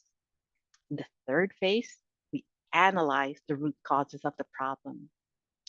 During the improve phase, we brainstorm solutions that address these root causes and select the best one or several and take action to implement the change. Finally, we control the process. Did we solve the problem? Are we achieving the expected results? If not, we go back to maybe the define or measure phase and see what we missed. And let's not forget, celebrate our wins. This boosts morale and engagement. There are other methodologies for Kaizen, such as PDCA or Plan, Do, Check, Act, or PDSA, Plan, Do, Study, Act. We will focus on DMAIC today. As I mentioned, we conducted a Kaizen problem solving within our Unum Toastmasters Club. And we'll walk through this example and delve deeper into the 5 DMAIC steps. Define the problem, step 1. I asked our Vice President of Education, can you tell me what is the problem? She responded, I am so frustrated. It takes a lot of time redoing the agenda over and over again and trying to find people to fill the roles for our meetings. All right. So how do we convert this into a good problem statement? A good problem statement should quantify the problem. Avoid stating the cause or solution and be based on facts. Here is our problem statement. Currently, our Vice President of Education spends 2 to 3 hours before each Toastmasters meeting, trying to get members to sign up for roles and finalize the agenda, not meeting our target of 30 minutes or less. This refined problem statement clearly quantifies the issue and sets a measurable target for improvement. Which leads me to our next one. Step 2, measure. To truly understand a process, we conducted a Gemba walk. Gemba is a Japanese term that means the actual place. It involves going to the actual place where the work is done and observing the process firsthand. We asked our Vice President of Education to walk us through the process, and we mapped the steps. We identified 14 steps, which involved a lot of back and forth and checking and scrambling and updating. It was a lot of work. Next, we measured the process. How often does this problem occur? And how much time is wasted? The VPE starts the process about 10 days before the meeting and spends 2 to 3 hours on it, while our goal is to reduce this time to 30 minutes or less. By understanding and measuring the process, we have a good foundation to determine the root cause. Next is the analyze phase. We use the 5 whys technique to uncover the root causes of our problem.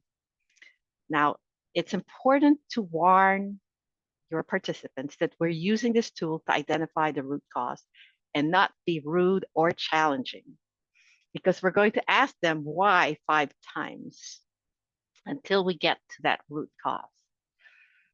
First, why does it take 2 to 3 hours to fill meeting roles and finalize the agenda? Because people are not signing up for roles. Why are people not signing up for roles? Because they're not sure how to sign up. Why aren't they sure how to sign up? Because they're a new member and they don't know the process. And they all said it's because there were too many places to sign up. We had actually 2 places. They could sign up on ThreeToast, and we also had an Excel spreadsheet in SharePoint to sign up. So yes, which one should they use? They also said that they were afraid to fill the role and speak up during meetings. Why are they afraid? Because they don't know what the role entails. And why don't they? Because they don't know where to find information about the role. They also said that they were not sure if they could attend. And why not? Because they were tied up in other meetings. So here below are your 4 root causes. Next, we brainstormed ideas to address these root causes. We realized that with many new members, we needed to provide training on ThreeToast and clearly communicate our sign-up process. We decided to use a single sign-up tool, ThreeToast. And we also decided to send an email reminder on the Monday before the meeting, 4 days prior. By that time, most members should know their availability. To address the root cause of members not knowing their roles, we included a link to the meeting roles and scripts in our email reminder.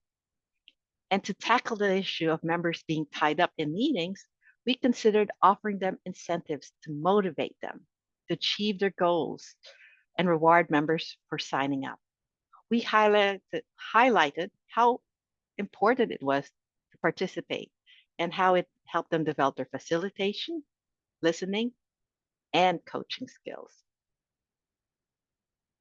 In the improve phase, we streamlined and implemented the process, reducing it from 14 steps to just 4. We send a reminder email 4 days prior to the meeting with a link for members to sign up on ThreeToast. We ask members to specify if they cannot attend.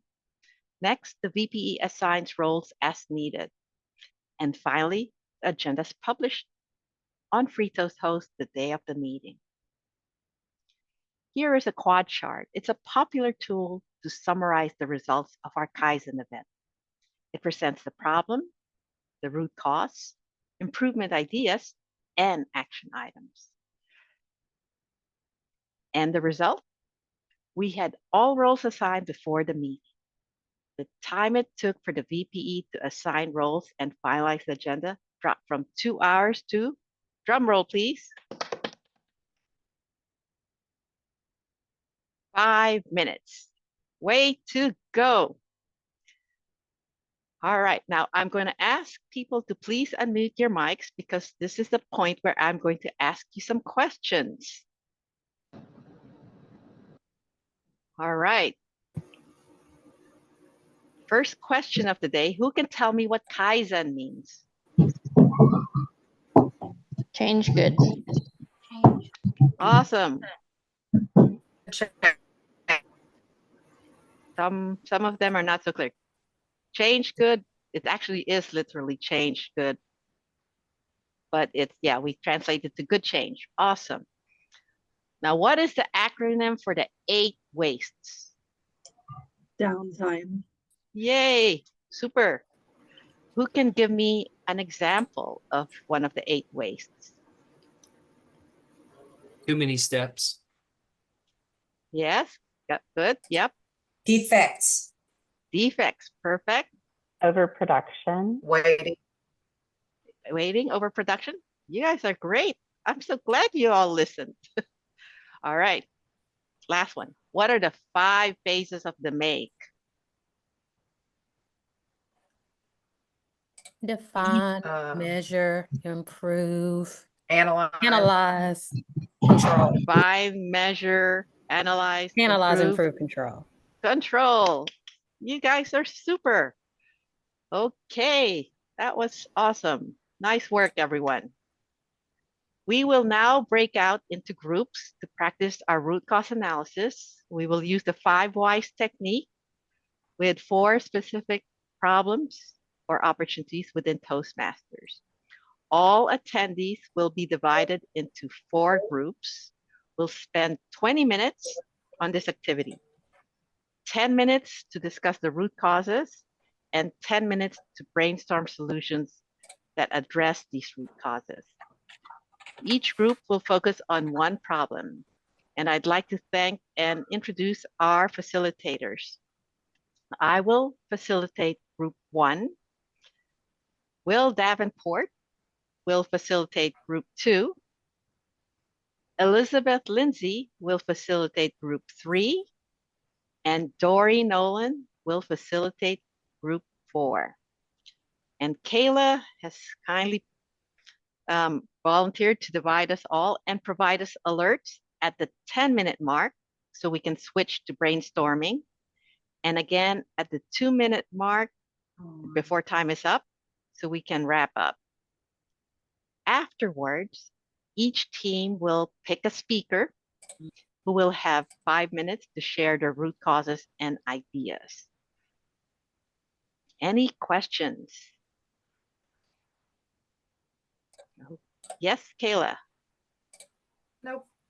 Sandy, I will let you know your rooms are a little bit bigger than we anticipated. So you actually are a little ahead on time, which is also good. So you get a little bit longer in the rooms today.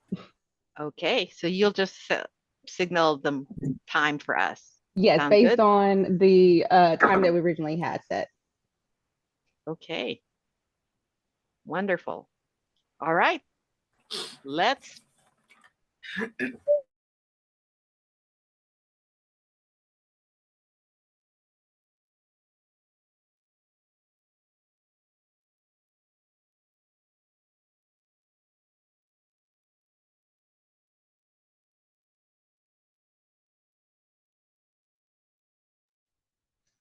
all right.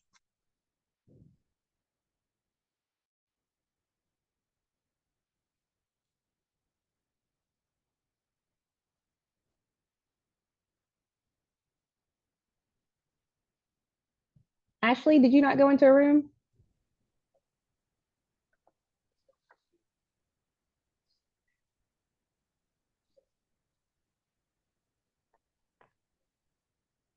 Huh.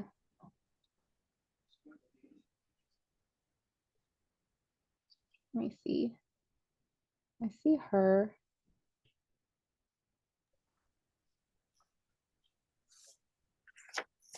Do we just pick a group? Kayla? Actually, you're assigned to Wheels. Okay, I see it. Yeah. I'm going. Okay. Actually, Will actually just came back in. He must have had. Will, did I Okay. kick you out? Oh, maybe he got I- kicked out. Will, did Oh, you wait. get kicked out of your room? I somehow hit a wrong button. Can you send me back to my group? I sure Apologize. can. No, you're good. All right, let me do it this way. Okay, Participants. I'm going into problem. All righty. Will, you're going that way. Oh, Thank you. Renee, you're welcome. And then Ashley, you're in Will's room.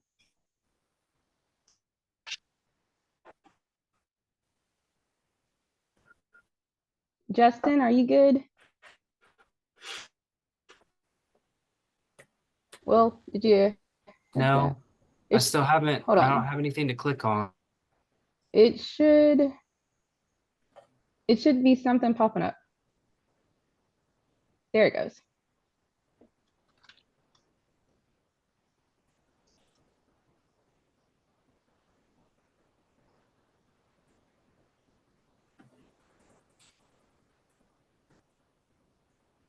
Hey, Kayla, can you hear Ashley, me? I can now. Did you have problems getting into your room? Yes. Okay, I might have to. Yeah, Can you it just see kept spinning. It kept telling me to retry. Let me try. I might have to maybe to a different room. Maybe this will work. Okay, what about that one? And then Justin, I'm gonna put you in Will's then. Trying again. Ashley, did you go into a room?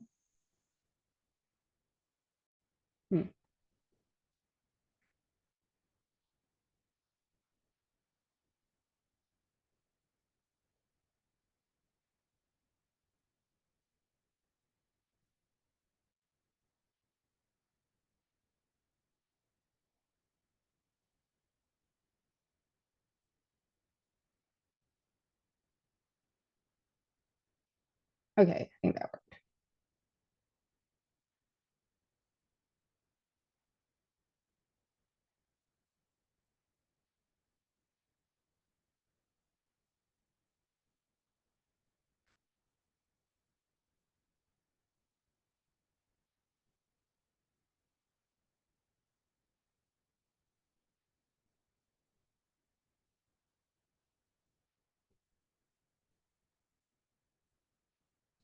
Hey, Monica.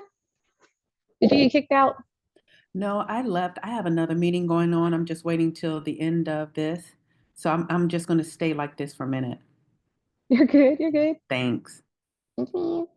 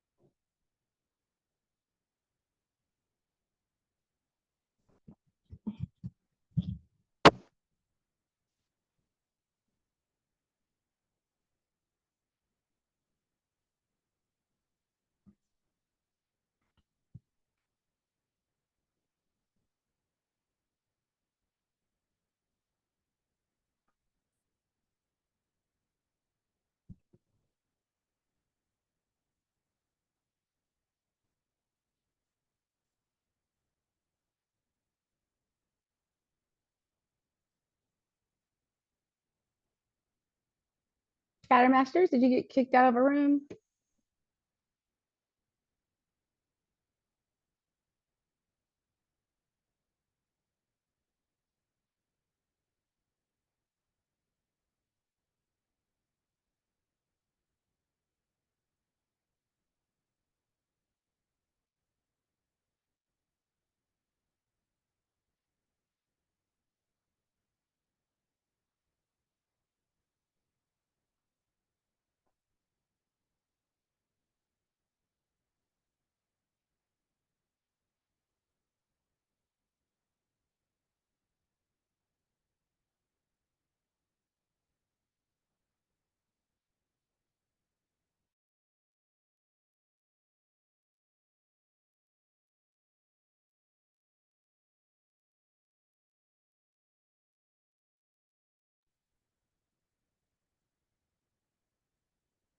I got kicked out of the room I was in. I'm not sure who was leading it, but I'm a VP with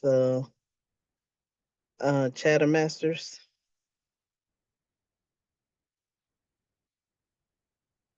Do you remember what problem number you were on or what room, who was in the room with you? The problem was our conversion from like, Got you. Let me send you on over that one, and that would put you in number 2. Okay, send you there.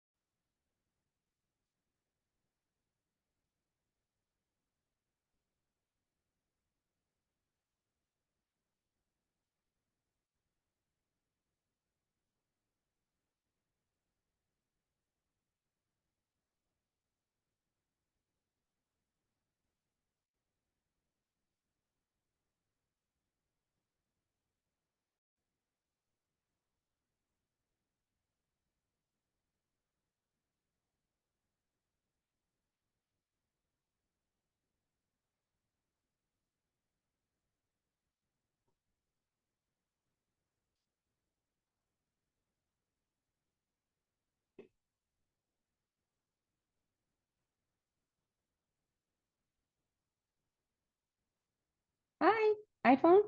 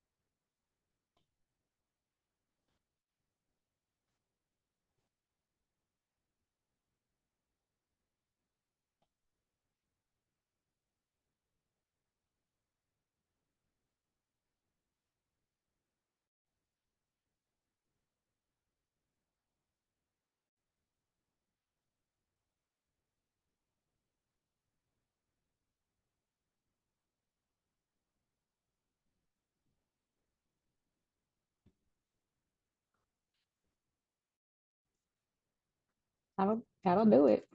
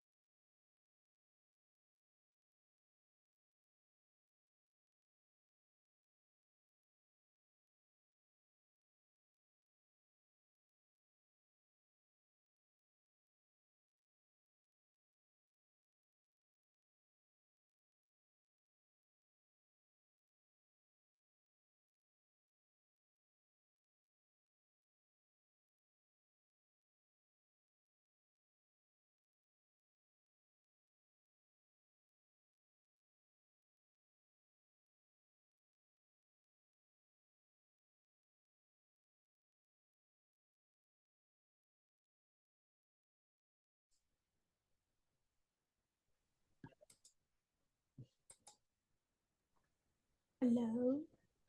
Hello, everyone. Everyone is going to be slowly coming back in. I'm giving everybody that amount of time that they were allotted.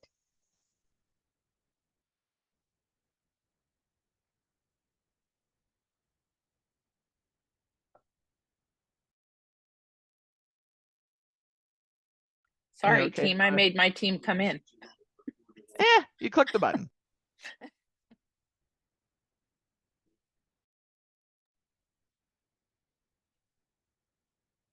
Did everyone have fun?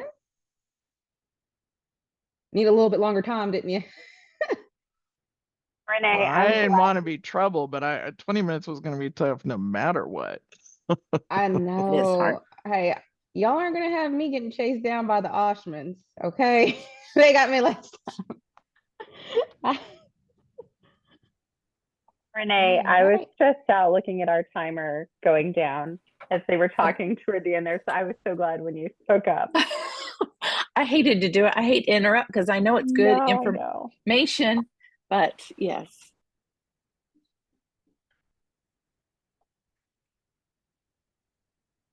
I just was put in the wrong group. I'm sorry I didn't participate, y'all, but our club, we don't have a problem with that particular issue. So That must be Yeah, nice. but you can still be a smart individual and suggest, right? Yeah, you're there to we give those best practices. Exactly. I think part of it, we're in this great community club and we just enjoy each other. And I think that's the big thing. And they talked about that this morning, right? Just enjoying being together.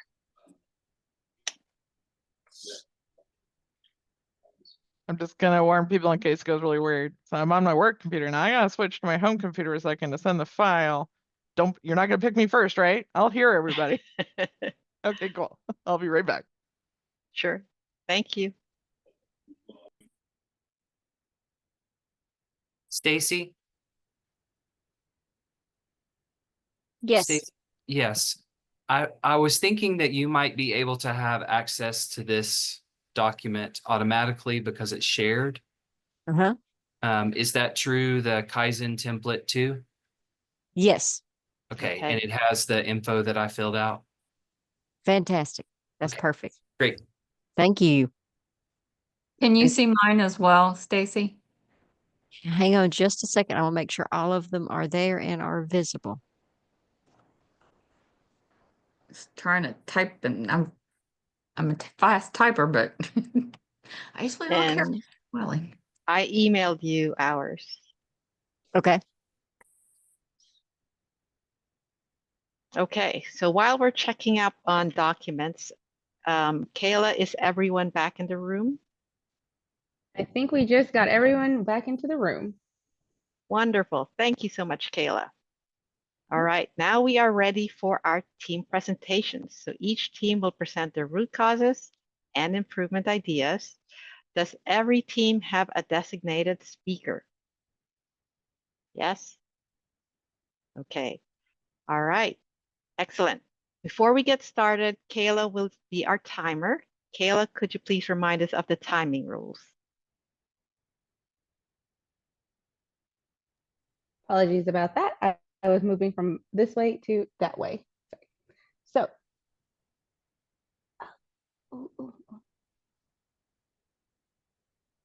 just want to make sure I got us all good. Okay, good. So you'll have each team will have 5 minutes to present. At the 3-minute mark, you will see my screen go green. I will be also spotlighting myself, so you should be able to see me. You'll see my background go green, then yellow at the 4-minute mark, and then red at the 5-minute mark, and you'll have 30 seconds to wrap up. Back to you, Awesome. Sandy. Thank you very much, Kayla. All right, now let's have team 1 to present. Team 1.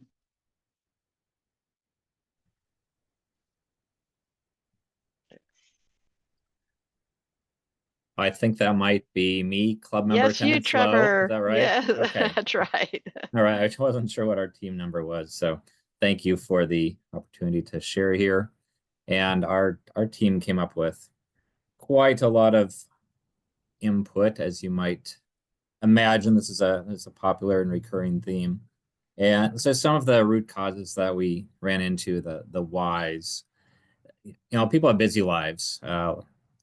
For those who have noon hour meetings, those meetings might overlap with some other quote unquote more important meetings, competing priorities. Maybe they have some other goals that start encroaching on the Toastmaster time. Another point was sometimes people just don't see the benefit of joining for those who are not already members. Sometimes people think that Toastmaster is just for themselves, and they start giving the time to their teams instead, and not building their own personal growth. Another why is people accept responsibilities for meeting roles and then gets around to the meeting and they're too busy and they have to drop out and not be committed to it. People feel unappreciated and not acknowledged sometimes. That might be another thing that happens. And point that I brought out is we have people join, they're all excited and gung-ho, then 1 to 2 years later, you can kind of see that enthusiasm dropping off and they stop coming, right? So it could be lack of encouragement, the newness and excitement wore off, or maybe they completed a pathway and they just stopped coming. And another why would be the same participants would continually volunteer over and over again, and then they get burned out. They wish other people would be involved. And a couple other whys were new members are intimidated by some others who are really great speakers in the club, and they just don't feel up to par with stepping in when there's so many good speakers. And final point is if you have a newly formed club and everyone's waiting for someone else to do something, right? No one's going to do a speech. So those were kind of the scattershot of ideas of whys that came in. And we had some great ideas that we started to dig into a little bit for ideas to address those. And for those who are doing this professionally, if it's maybe a corporate club, is to tie those personal goals into professional development plans, right? So you've got the yearly goals that you set up with your boss, perhaps. Hey, put that pathway in there. That looks really good from a professional development standpoint, and bosses love seeing that motivation that people are into that. Get an executive sponsor, maybe get a VP to help recruit members. That's a really good idea. For those who are intimidated to get involved, the script or instructions for roles. So you can Google or you can dig into the Toastmaster website for the instructions, but for most people, that's maybe they won't think about doing that, right? So we actually have placards at our meetings, and it's like little tent cards, and one side is the name of the role that everyone can see, and the back side is the instructions in 2 or 3 sentences of what they're supposed to do. So we can literally put that card in front of a newbie, and number one, they just read that when they're introducing themselves and their role, and number two, that tells them a summary of what to do, so they're not too intimidated by it. Some smaller clubs, I think, have problems with some people taking too many hats. And number one, that leads to burnout. And number two, that leads to other people not getting to be involved. So some clubs have limited, you can only sign up for one role. And I think that might be painful, but that also forces other people to become involved. Other ideas to schedule the Toastmaster and General Evaluator ahead of time. So this could be months ahead of time. But number one, you're not having to call people up and twist arms to sign up. But number two, they're able, they're kind of voluntold here, right, with that schedule, but they're able to prepare ahead of time. And so it doesn't take them unawares. A few other items here: give club members badges. Okay, I'll finish up. Lots of encouragement to the members. And finally, to assign a mentor to new members. Some people are self-motivated, but having someone in the club that's seasoned who can help them is can be highly motivational to some personality types. So I think we were just getting started, but I think we got some great ideas there. Hopefully that struck a chord for some of you.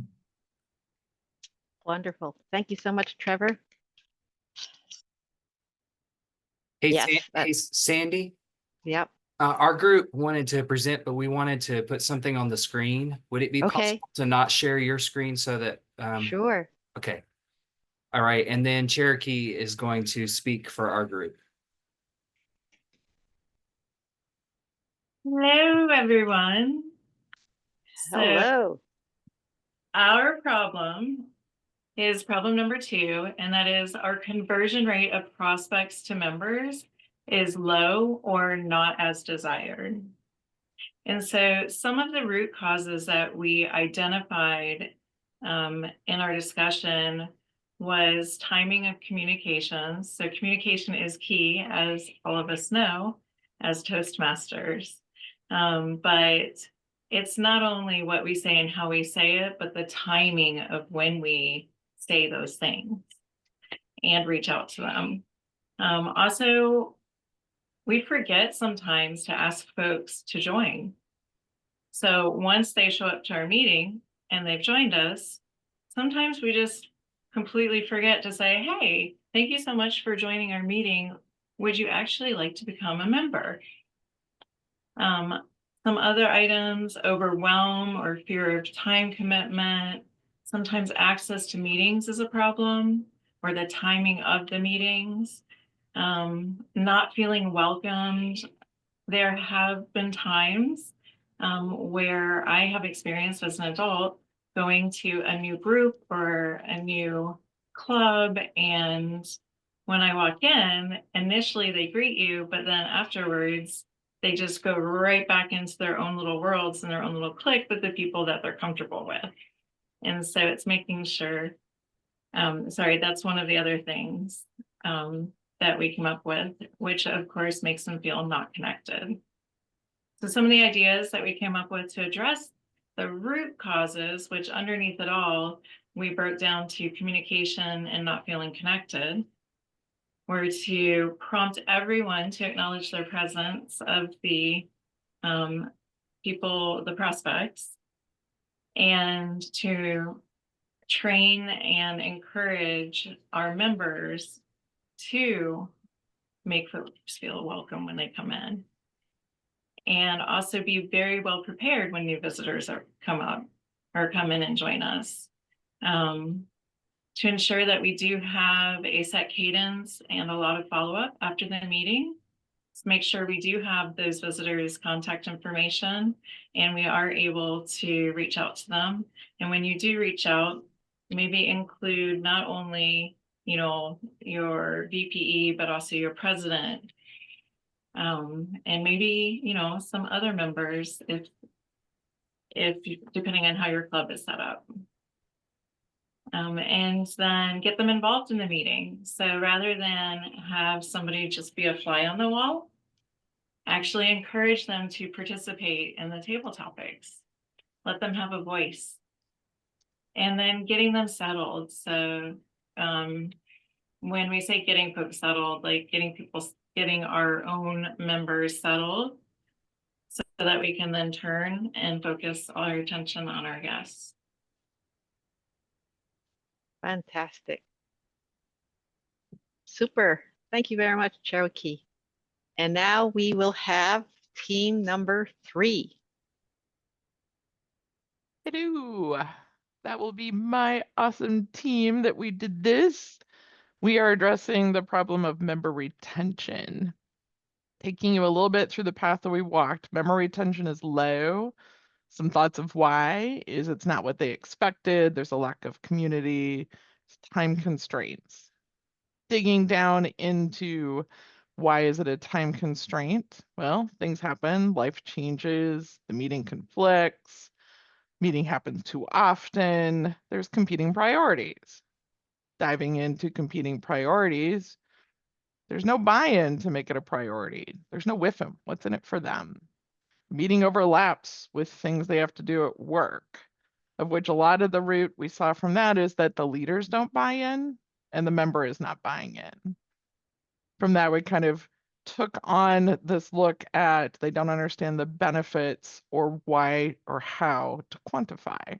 And that's really where we took our energy next, was really to think about what we could speak to.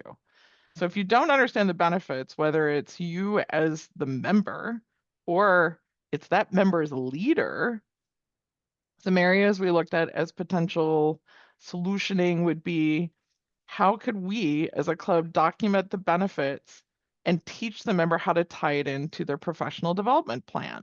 How could they state it as a goal? Could they invite their manager to the meeting? Are there documents that we could share that ties in with why did they become a member to begin with, and how will pathways help them get there? Are there case studies we could share, whether it's in a meeting or again, documentation and success stories from others? And how do we teach members or do it as a club to share successes? Several clubs have indicated they're doing the full circle. And it's fantastic if the member goes to their manager and says, look what I did, but how awesome would it be if the club president or VP said, hey, I want to talk about this member. I want you to understand what they have succeeded in doing and send the acknowledgement directly.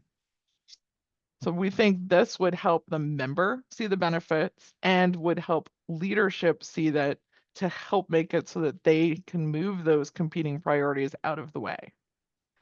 And I am ending at this point. I do not need the full time. Awesome. Thank you very much, Elizabeth. You're welcome. Super. All right, team 4. Good evening.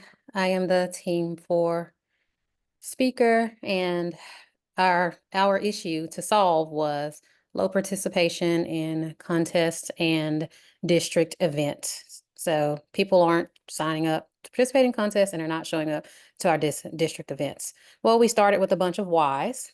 The first why being money, right? District event costs money. Someone also said they were under them at one point were under the impression that contests cost money. So that's a lack of knowledge, but still, if you don't know, you think it costs money. Another thing, which was just alluded to, what's in it for me? And the last thing was burnout. So those were the 4 top things: money, the lack of advertising. So we don't know things are happening. Some people don't know events are happening. What's in it for me, and burnout. And so then we went to why for each of those things. And so the money is, we're not selling the value proposition, right? So why, if a person can pay $60 to be, I don't know, $100 to go to the district conference, or they can sign up for a Udemy or 5 Udemy courses, a Coursera course for professional development. They see the value proposition in one, they don't see it in another. Why are we not selling the value proposition? Where's the disconnect happening? Also, again, lack of advertising. Again, we heard people saying that they just, some people know that there's a district contest, some people don't. Some people know that there's a district event, and any other district event, some people don't. Also, I forgot to drop this in there, non-club members, we focus very heavily on advertising to other Toastmasters, but a contest, a district event, why not invite somebody, your friends, family, someone who isn't a Toastmaster, and potentially rope them in if the event is enjoyable to them. Also, the does it actually help? So when we talked about the value proposition, I think some of us understand it. Some of us, I think Toastmasters talks a good game, right? But we don't always truly deliver on the value proposition. We're like, oh, we're where leaders are made. Are we really though? We should be able to point out the leaders that were made and convince other people who want to be leaders that if they follow what we're offering, if they buy what we're selling, they'll be a better leader too. And I think in some cases, we've been able to make that happen. I know we've heard examples tonight of people saying that the people who invested in them and helped them be better, but for some people it doesn't connect, and we have to figure out how to make that connect with those people. For burnout, it was never get a break. We had some people who said they've been in Toastmasters 5, 10, 20 years. They've served in their club multiple times. They've served in the district multiple times. They sign up to volunteer at other events multiple times, and they're tired. So we have to be real, and we have to acknowledge that, and we have to figure out, how do we get the people who are newer or the people who've kind of show up to the club but don't volunteer beyond, how do we get those people to be more active? And why are they currently not more active? One of the things we thought was, clubs, people not being active was sometimes people are used to doing things, so they just do it. And they need to encourage other people to do it. I know not everyone is gonna just volunteer, so we have to be more bold and like asking people, hey, you've been here for a while. Are you willing to take this role? You should try this role. And of course, offer support. So we go from the doer to the teacher, or the doer to the mentor, but like be more intentional in establishing those roles with people who are in the club and trying to get people past their fear and whatever apprehension they have about volunteering, serving. But again, unfortunately, there's just a large number of people who will show up and will never do it themselves. So they need a little nudge, and we have to be more assertive in doing that. Not lastly, I have other things. Let's see. Oh, a lot of this came down to a lack of a strategy. I think some people, and you have like Stacy, her name has been dropped a few times. I don't know if she ever like wrote out a legit strategy about it, but she obviously seems to have like a method that works, right? But as a whole, I don't feel like the organization, the district, my club, any club I've ever been in, similar to, I think it's Tramiel earlier, I've been in like 5 districts. I've never seen like a true coherent strategy when it comes to this stuff. Like, hey, someone comes into your club and says they want to promote to manager. Here's a good, method. And don't say pathways. I love pathways. I've completed 2 pathways alone isn't going to get somebody from an individual contributor to a manager. There's no actual clear strategy that has ever been communicated to me in Toastmasters from anyone to truly get a person from, like a corporate non-Toastmasters goal to another, and tying that to Toastmasters goals, obviously. So I do think that there's just kind of a lack of a defined strategy that we as individuals, clubs, again, district and organization should be building. And back to advertising, someone gave a great example about someone winning a contest and going on Facebook and just plastering it all over the place. A lot of us maybe shy away from kind of bragging about our Toastmasters achievements. We should be encouraging people, post on your Facebook, your Instagram, your LinkedIn, whatever. But again, I think that kind of goes back to a strategy. The people who do it. I don't know if they're really, well, obviously they're intentional, but there's still a lack of a strategy to kind of like help people and push people. Maybe we can help with like some prompts, because people like me, I suck at social media. If I have to think of a prompt, I'm not posting anything, right? But if you gave me, hey, when you win a contest, like post this, I'm going to send you a picture and post that, I would probably do it, right? But I'm just not the type of personality to come up with content on my own. So the people who are better at those things could potentially help, right? The people who aren't. And in other areas too, I just use myself and my own weakness as an example. But obviously we all have strengths and weaknesses in different areas. And again, back to like the strategy, I don't think anyone has ever kind of like grouped us all together, like the social people and the analytical people. And it's like, I'll help you with your spreadsheet. You help me with my, I don't know, online presence. We just haven't done that or anything. I haven't seen that done. I won't say it hasn't been done, but I haven't seen that done. And finally, I think I am really at the real finally here. Yes, again, I can't stress enough, strategy, value proposition are 2 things that seem to be missing coherently, organization-wide, not individually. And also make it an event. So when you have your event, your district conference, your speech contest or whatever, make it an event, but actually make it an event. So like, don't talk a good game. Like if you're going to say, we're going to have a contest and we're also going to give out awards, we're going to do all these great things, actually do that, right? So, and like nail it, put the time into it. And oh, I got a red light. Thank you for your time. Awesome. All right. Thank you very much to all the teams. Fantastic work, everyone. I mean, you guys have done an excellent job practicing 5 whys already with some root causes, generating improvement ideas. And as Elizabeth was saying, it seems like a lot of these ideas are very similar. How can we celebrate wins? How can we help our members understand the value of Toastmasters and keep them developing and growing? Having a strategy and value proposition, but also a good communication plan to be able to get those members in and help them keep growing, to keep their interest. So we covered a lot, and I would like to challenge you to think, How can you embrace the Kaizen mindset? All right, repeat after me. We can do it. We can achieve our goals. And do it. All right. And think, how can you integrate Kaizen into your life so that the 10 pounds stays off? All right. Thank you very much, everyone. Thank you. Thank you, Sandy. That was an amazing opportunity to practice Kaizen. I enjoyed it very much. It was a nice refresher, and I hope you all got as much out of it as I did.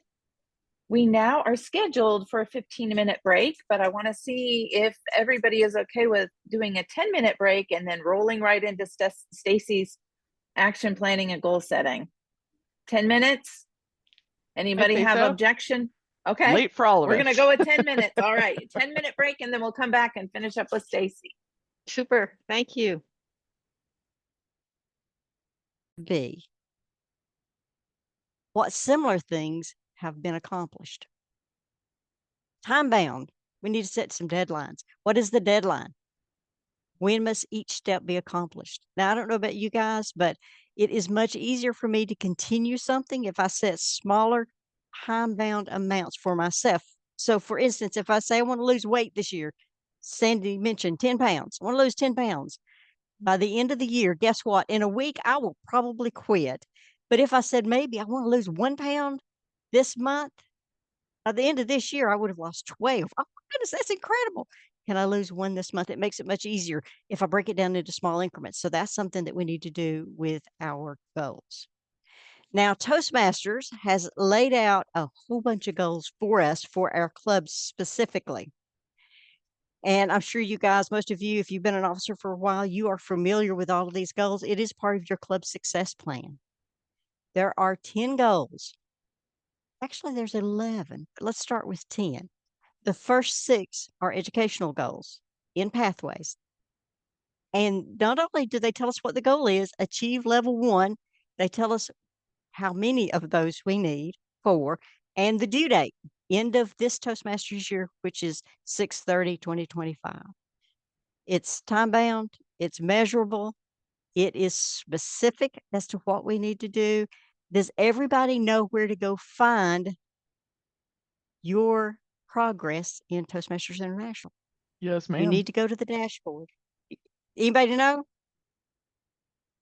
I was trying to support you by Anybody coming off not mute know? and Let's saying, ask yes, that. ma'am. Does anybody not know how to get there? It's very easy to find. You don't even have to log into the Toastmasters website. You can simply go there, click on members, click on Leadership Central, scroll down a little bit, and the dashboard is right down there. That'll tell you exactly where your club stands as of today, or as of a day or two ago, because it takes a day or two for it to update. So these are the first 10 goals that Toastmasters sets out for us. They are pretty smart goals because they have all the requirements that we need to meet. There is one more goal for Toastmasters that Toastmasters hands down. Does anybody know what the 11th goal is? Unmute and say it because I can't see everybody the way we're set up. Take Stacy out Membership. to dinner. Membership. The 11th goal is you have to meet a certain number of members overall. Now, this is a random club. I simply went out there, picked a club that is not in our district, and I copied their membership at the top of the thing. Now, you notice it says the base. The base, they started this year on July the 1st of 2024 with 11 members.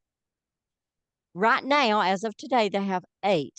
That means that 3 members did not re-sign up when we went through our dues renewal. They did not renew in September and October.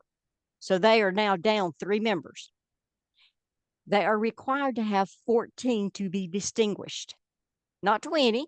20 would be great. 25 would be even better, but at least 14. Now, you see it says a net growth of 3 members.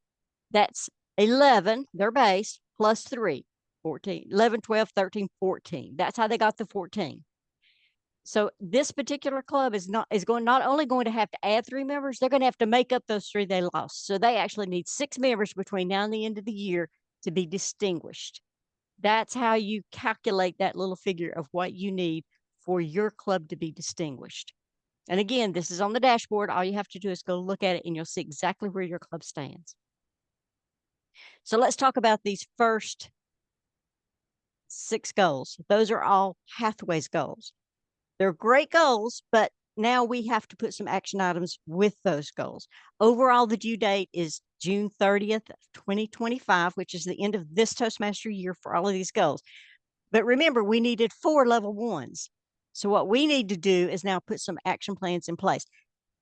Who is going to do those 4 level 1s? Which members of our club can achieve a level 1 by the end of this year? We need 4 of them. Who's going to step up?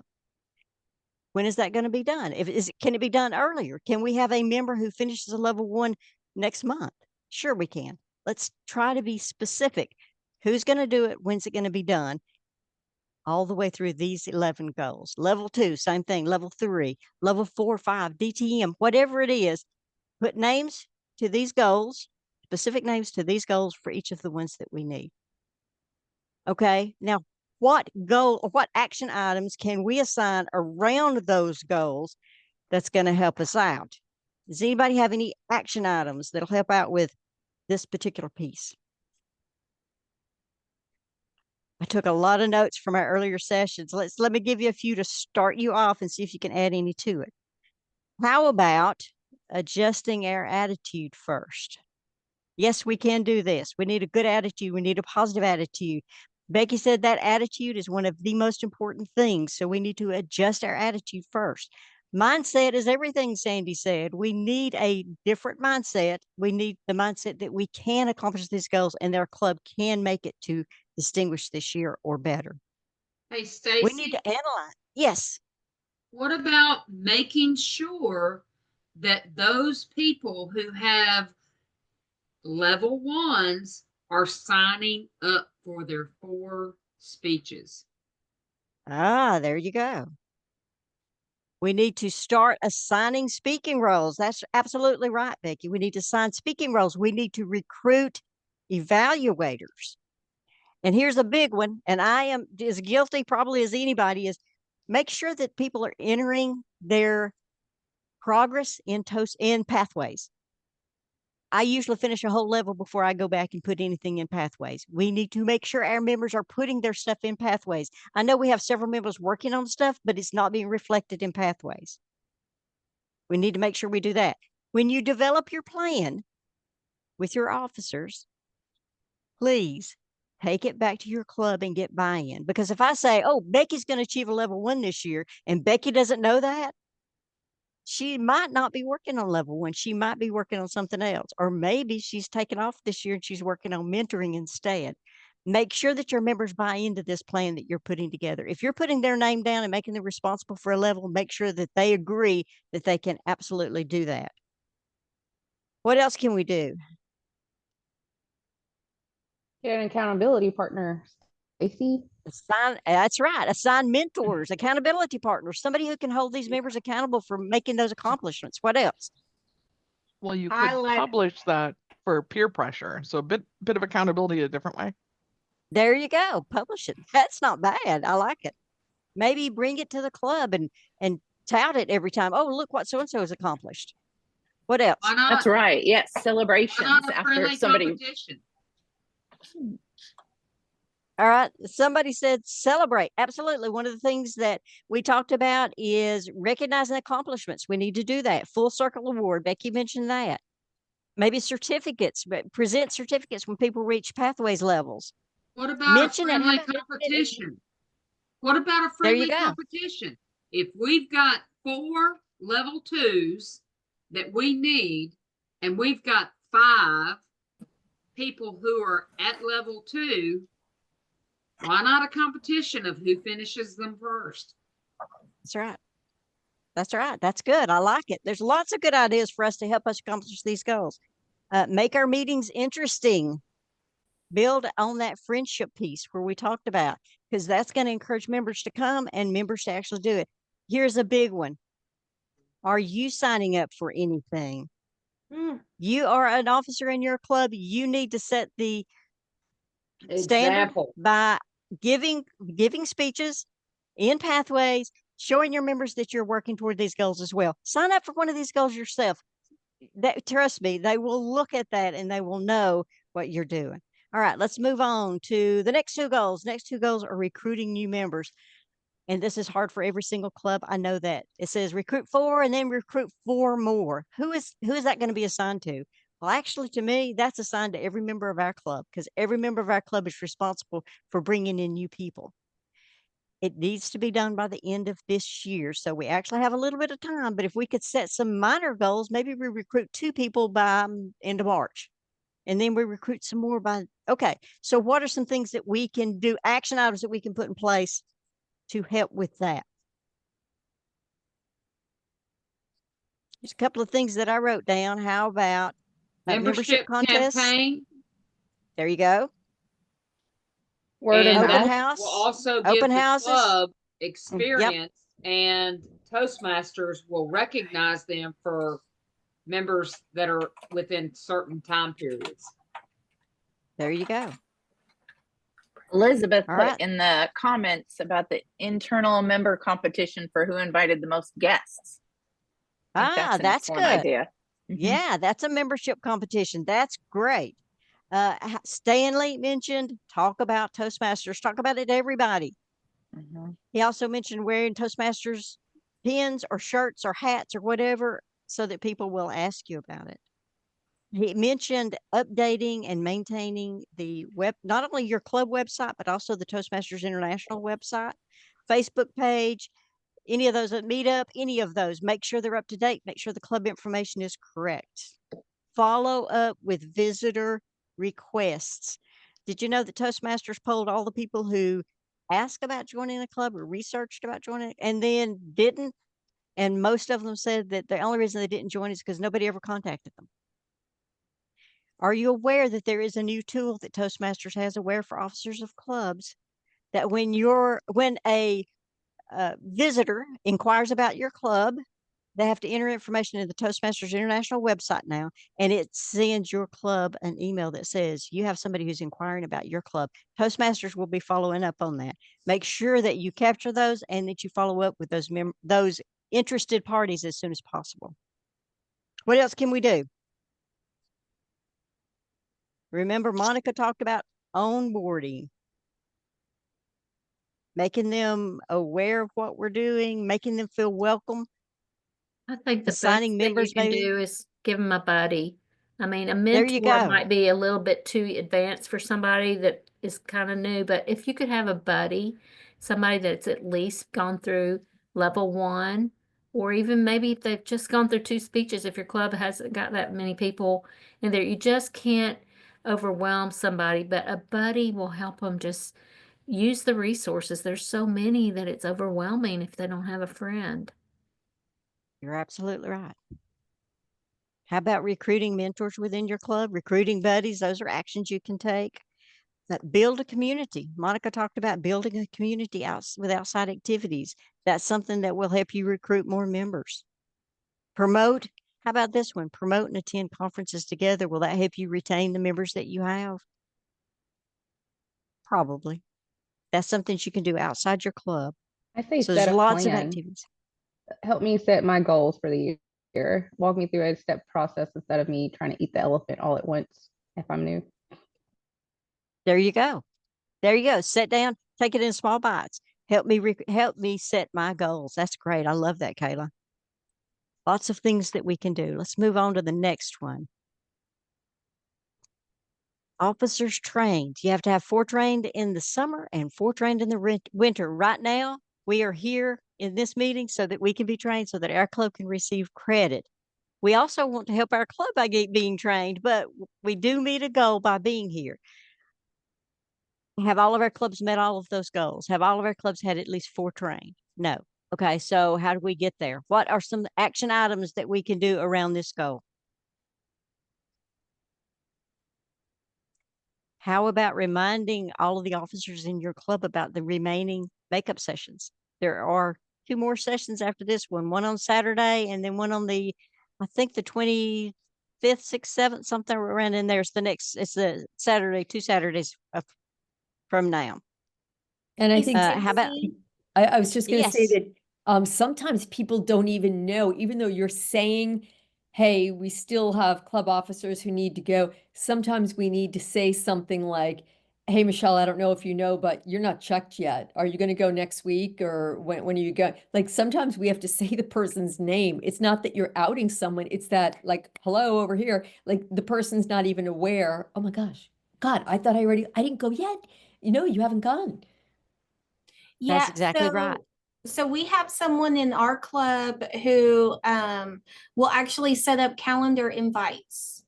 And that is super helpful for me, because if it's not on my calendar, I'm going to forget it. So That is awesome. That's a great idea. I love that. I mean, make a note, calendar invites, because that's going to help officers remember when they're supposed to show up.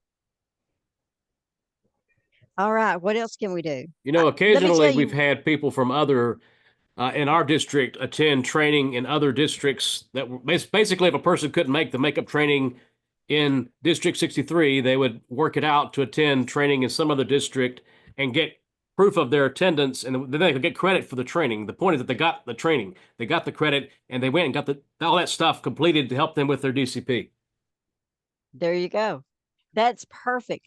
If your Hey, officers cannot Stacy, attend, yes, you've got to have one person who is accountable for making sure that you've got your 4 officers trained. That is the minimum guideline of getting that DCP credit. And when you start looking at that DCP credit and you do a distinguished club plan at the beginning of the year, and you tell them, this is what it means when you're an officer. We expect you to do these 2 meetings a year. Can you do it? You're holding them accountable for their goals. You're holding them accountable for allowing the club to meet their goals. absolutely. Absolutely. Now, that's part of this whole process, this whole goal setting process. Toastmasters has given us these goals for each of our clubs to meet. What we need to do is to put some action items around these goals, assign members to make them responsible. Some of them will be officers, some of them will not be officers. They'll be regular members of our club. Assign them some time frames. Also, really, really important, review this occasionally to make sure that you are still on track and that you are meeting all these goals.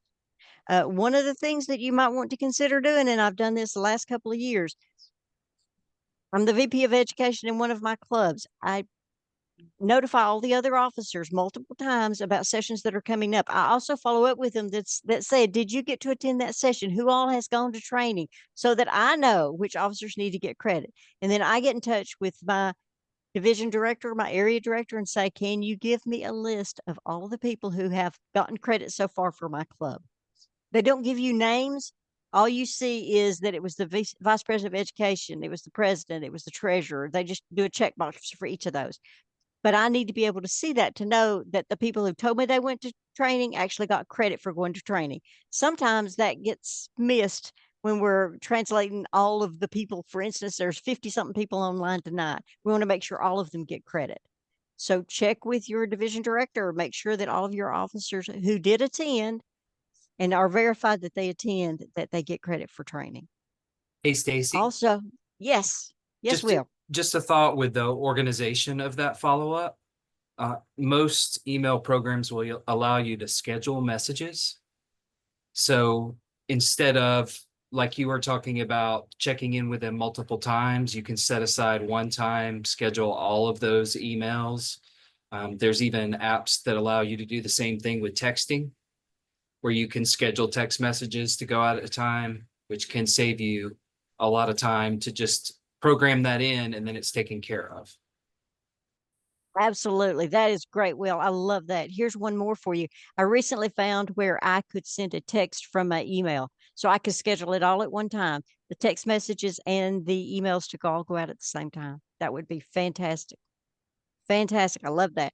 Here's one more big action item for you. Make sure that when you elect your new officers at the end of this year, that you notify and encourage them about the training that will be coming in the next year. So for July of 2025, there will be another round of officer training, summer officer training. You're being proactive. It won't help you on this year's goals, but it will help you on next year's goals. So make sure that one of your action items is to notify those folks, make sure they are training. Dues paid. And an officer list submitted. We have 2 times to pay dues each year, once in October and once in March. This is an easy goal to meet, except keep in mind, when we say dues paid on time, not only is it on time, it has to be a minimum of 8 people, or you do not get credit for this goal. A minimum of 8 people. So make sure you get 8 people's dues paid in March for the April 1st deadline. Officer list submitted. If you submitted an officer list in May or June of last year, you got credit for this year. It counts toward the next year. So make sure that you submit an officer's list for this year, and you will get credit for that goal in next year's list of goals. So what are some things that we can do to help us meet this goal? Any suggestions? Or these two, actually, 2 different goals, but they're bunched together for Toastmasters. Any suggestions? First of all, assign somebody to these to make sure that these are taken care of. Now, go ahead. Yes. And then we do set up calendar deadlines to ensure that we meet the time frame. Ah, that's good. Put it on your calendar. Yes. Make sure it's scheduled someplace. That's Sorry, great. I we are love that, all about Tabitha. calendars. No, that's great, Tabitha. I love it. That's a great idea. What else? Send out dues renewal notices. Moonjin, did you have a suggestion? Oh, actually, question. What if members have paid entire year dues last year? Uh-huh. And how does it work with the dues paid goal for April? When they submit their dues for an entire year, you actually have to record it as being submitted for 2 different sessions. Okay. So for the first 6 months time frame and then the second 6-month time frame, so you will get credit for having paid dues on time. Perfect. Thank you. You're welcome. Dues renewal reminders. Any of you who use Free Toast has the ability to go to your club website and send out dues renewals reminders from there. It'll automatically send them out for you if you set that up. Also, I encourage you to talk about it in your business meeting portion of your regular Toastmasters meeting. Set yourself a reminder. This is an action item. Assign somebody to it. That may be the treasurer who discusses that multiple times, and the treasurer who has to remind people multiple times, because you will have to remind people. They don't remember. Hey, for Stacy, officer list. Yes, Stacy, Becky. for the members and the visitors, if you have a contest around the times that you have member renewals due, for whoever invites the most visitors, I don't know if you saw it in the chat, but Kayla from our club, we have a contest. If we've got an open house and you're the one that brings the most people, we send you some swag. Ah, I love it. Toastmaster swag. You can get that t-shirt. You can get that cup, whatever means the most to you. That's perfect. So there's another contest idea to help us around recruiting members. And it rewards our members and it gets them involved in the process. That's perfect. I like it. That's one of the action items we need to write down, is maybe schedule a contest for who can invite the most members. And maybe who can invite the most members that become most visitors who become members. That's great. I love that. For electing incoming officers, we need to schedule it. Submit your officer list, say no later than May. We need to submit it early. We also need to, and I put this down as an action item for our club, Train our incoming officers. Let them shadow you for the next a month or two. Make sure that they're trained. Now, they will get training at TLI, yes, but they need to know how do you do things in your club. That needs to be specific to your club. One of the big action items I have set here, and I'm going to assign this to the president of every single club, but it involves all the other officers as well, and maybe the entire membership, is to review whatever plan you put together and make changes to it. Because guess what? No plan is going to be consistent throughout the year. You may have assigned something to your treasurer, and then your treasurer's out for 3 months because they're sick or their mom's sick or whatever. You need to reassign that to somebody else because you still need to make sure that that particular action item is met. So make sure that you reassign, review it periodically and reassign any of the action items. Update it. Put in due dates, put in accomplished dates. Make sure that you talk about it in club meetings so that everybody knows that you have met those particular goals. Anybody have any other suggestions for meeting any of these 10 goals or 11 goals? If we meet the first 10, that 11 will come automatically. Anybody have any other suggestions of things that we can do? How about from any of the stuff that we gleaned tonight from the Kaizen session? Yes, Wendy. I suggest that people, when I'm mentoring, combine their goals so that they're reaching a goal not only for Toastmasters, but also for their personal goals and hopefully for their work goals or other organizational goals. I, call it like a triple threat or killing 3 birds with 1 stone. And then, they're a lot more likely to meet that. One example would be to, for instance, with a corporate club, say, what in your last meeting with your boss, what goals did you set for the year? What are you going to try to do? Are you going to try to lead meetings, or are you going to try to handle more projects? And then they tell you, and you're like, well, Toastmasters has something that, there's a pathway or a special elective that you can work on that with, and you can go back to your boss and say that you're working on that through Toastmasters as well. Ah, that's perfect. Facilitating meetings. You're absolutely right. That's one of the projects that you can work on. I like that. That's good. So it ties right into your individual goals. And as a matter of fact, Wendy, that was the very next slide we're going to talk about. What are your personal goals? What goals have you set for yourself for this year? And how does that tie in with Toastmasters? Because this is big. What are your goals? How do they align with your club's goals? How can you meet them? What do you need to accomplish? For your club, what pathways are you working on? Even as a club officer, like I said, you need to jump out there, show them that you are actually working on goals as well. What do you need to do? What do you need to move forward with your goal? What do you need? Do you need to serve in leadership? Do you need to give more speeches? Do you need to mentor somebody?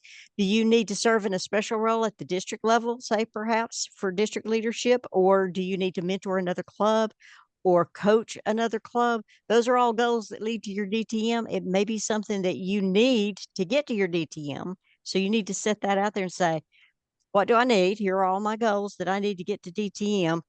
When am I going to do that? Put a time frame around it. When am I going to serve as a club coach? When am I going to serve as a new club mentor? Or when am I going to run a speechcraft? That is one of the ones that is part of the DTM process. When am I going to do those things? Like Wendy said, if you have put goals on your personal development at work, then you need to figure out, how can I meet those goals through Toastmasters?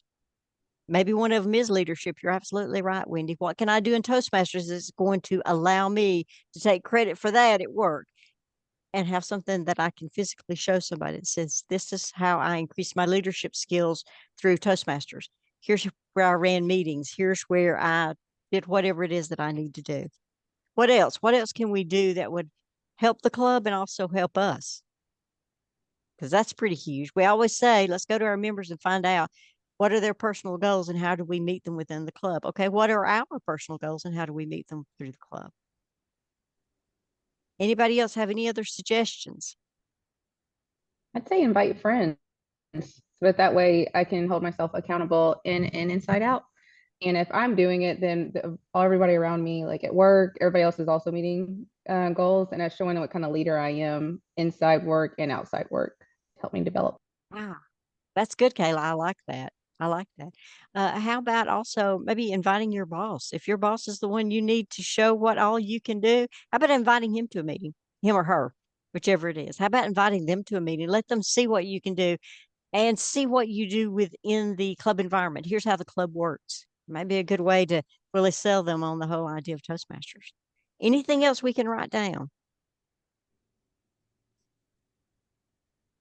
Maybe getting out in my community and telling my community about Toastmasters too. So that There way you I go. can have accountability everywhere.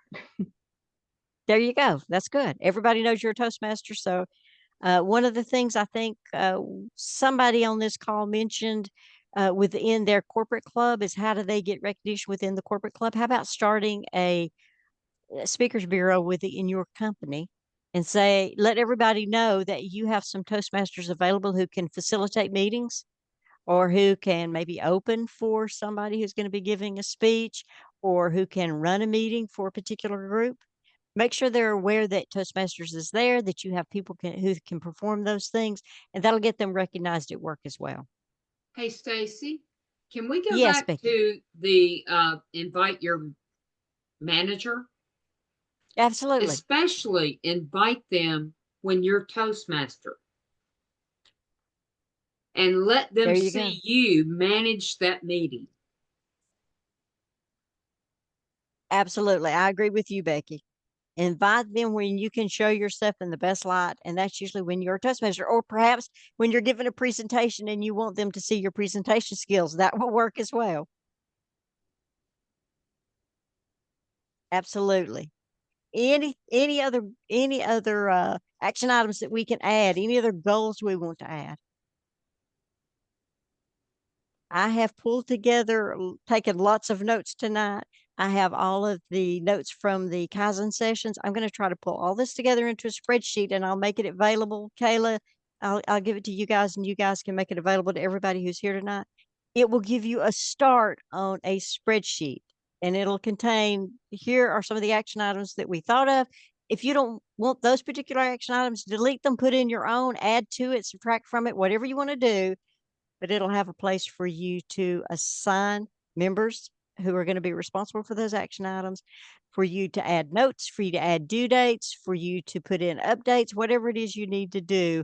I'll send you a spreadsheet that'll give you a start on a plan. Remember, take it to your club. Make sure that they buy into it because they're going to have to help with it. It takes the whole club to do this, not just one person. Add additional goals, add personal goals, encourage your members to add personal goals, maybe add their own spreadsheet to it. And then we can all keep each other accountable for meeting our own goals. All right. Are there any questions? Anything else we can add to, take away? All right. I will turn this back over to you guys. Thank you. Thank you, Stacy. That was excellent. We are wrapping up today's session. We've had an excellent time with all of our session leaders.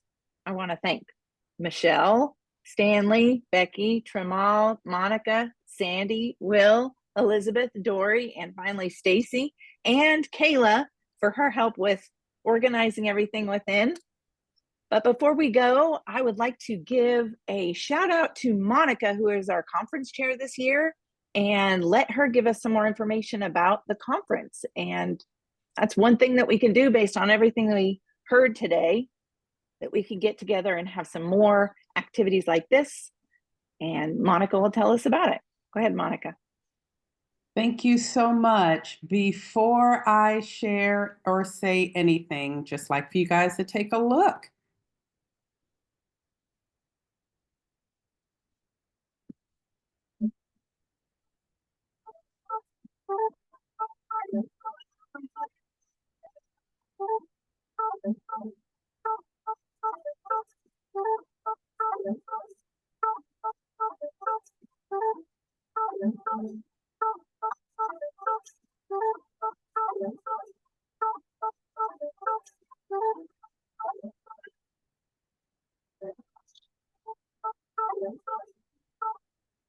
Awesome. Awesome, guys.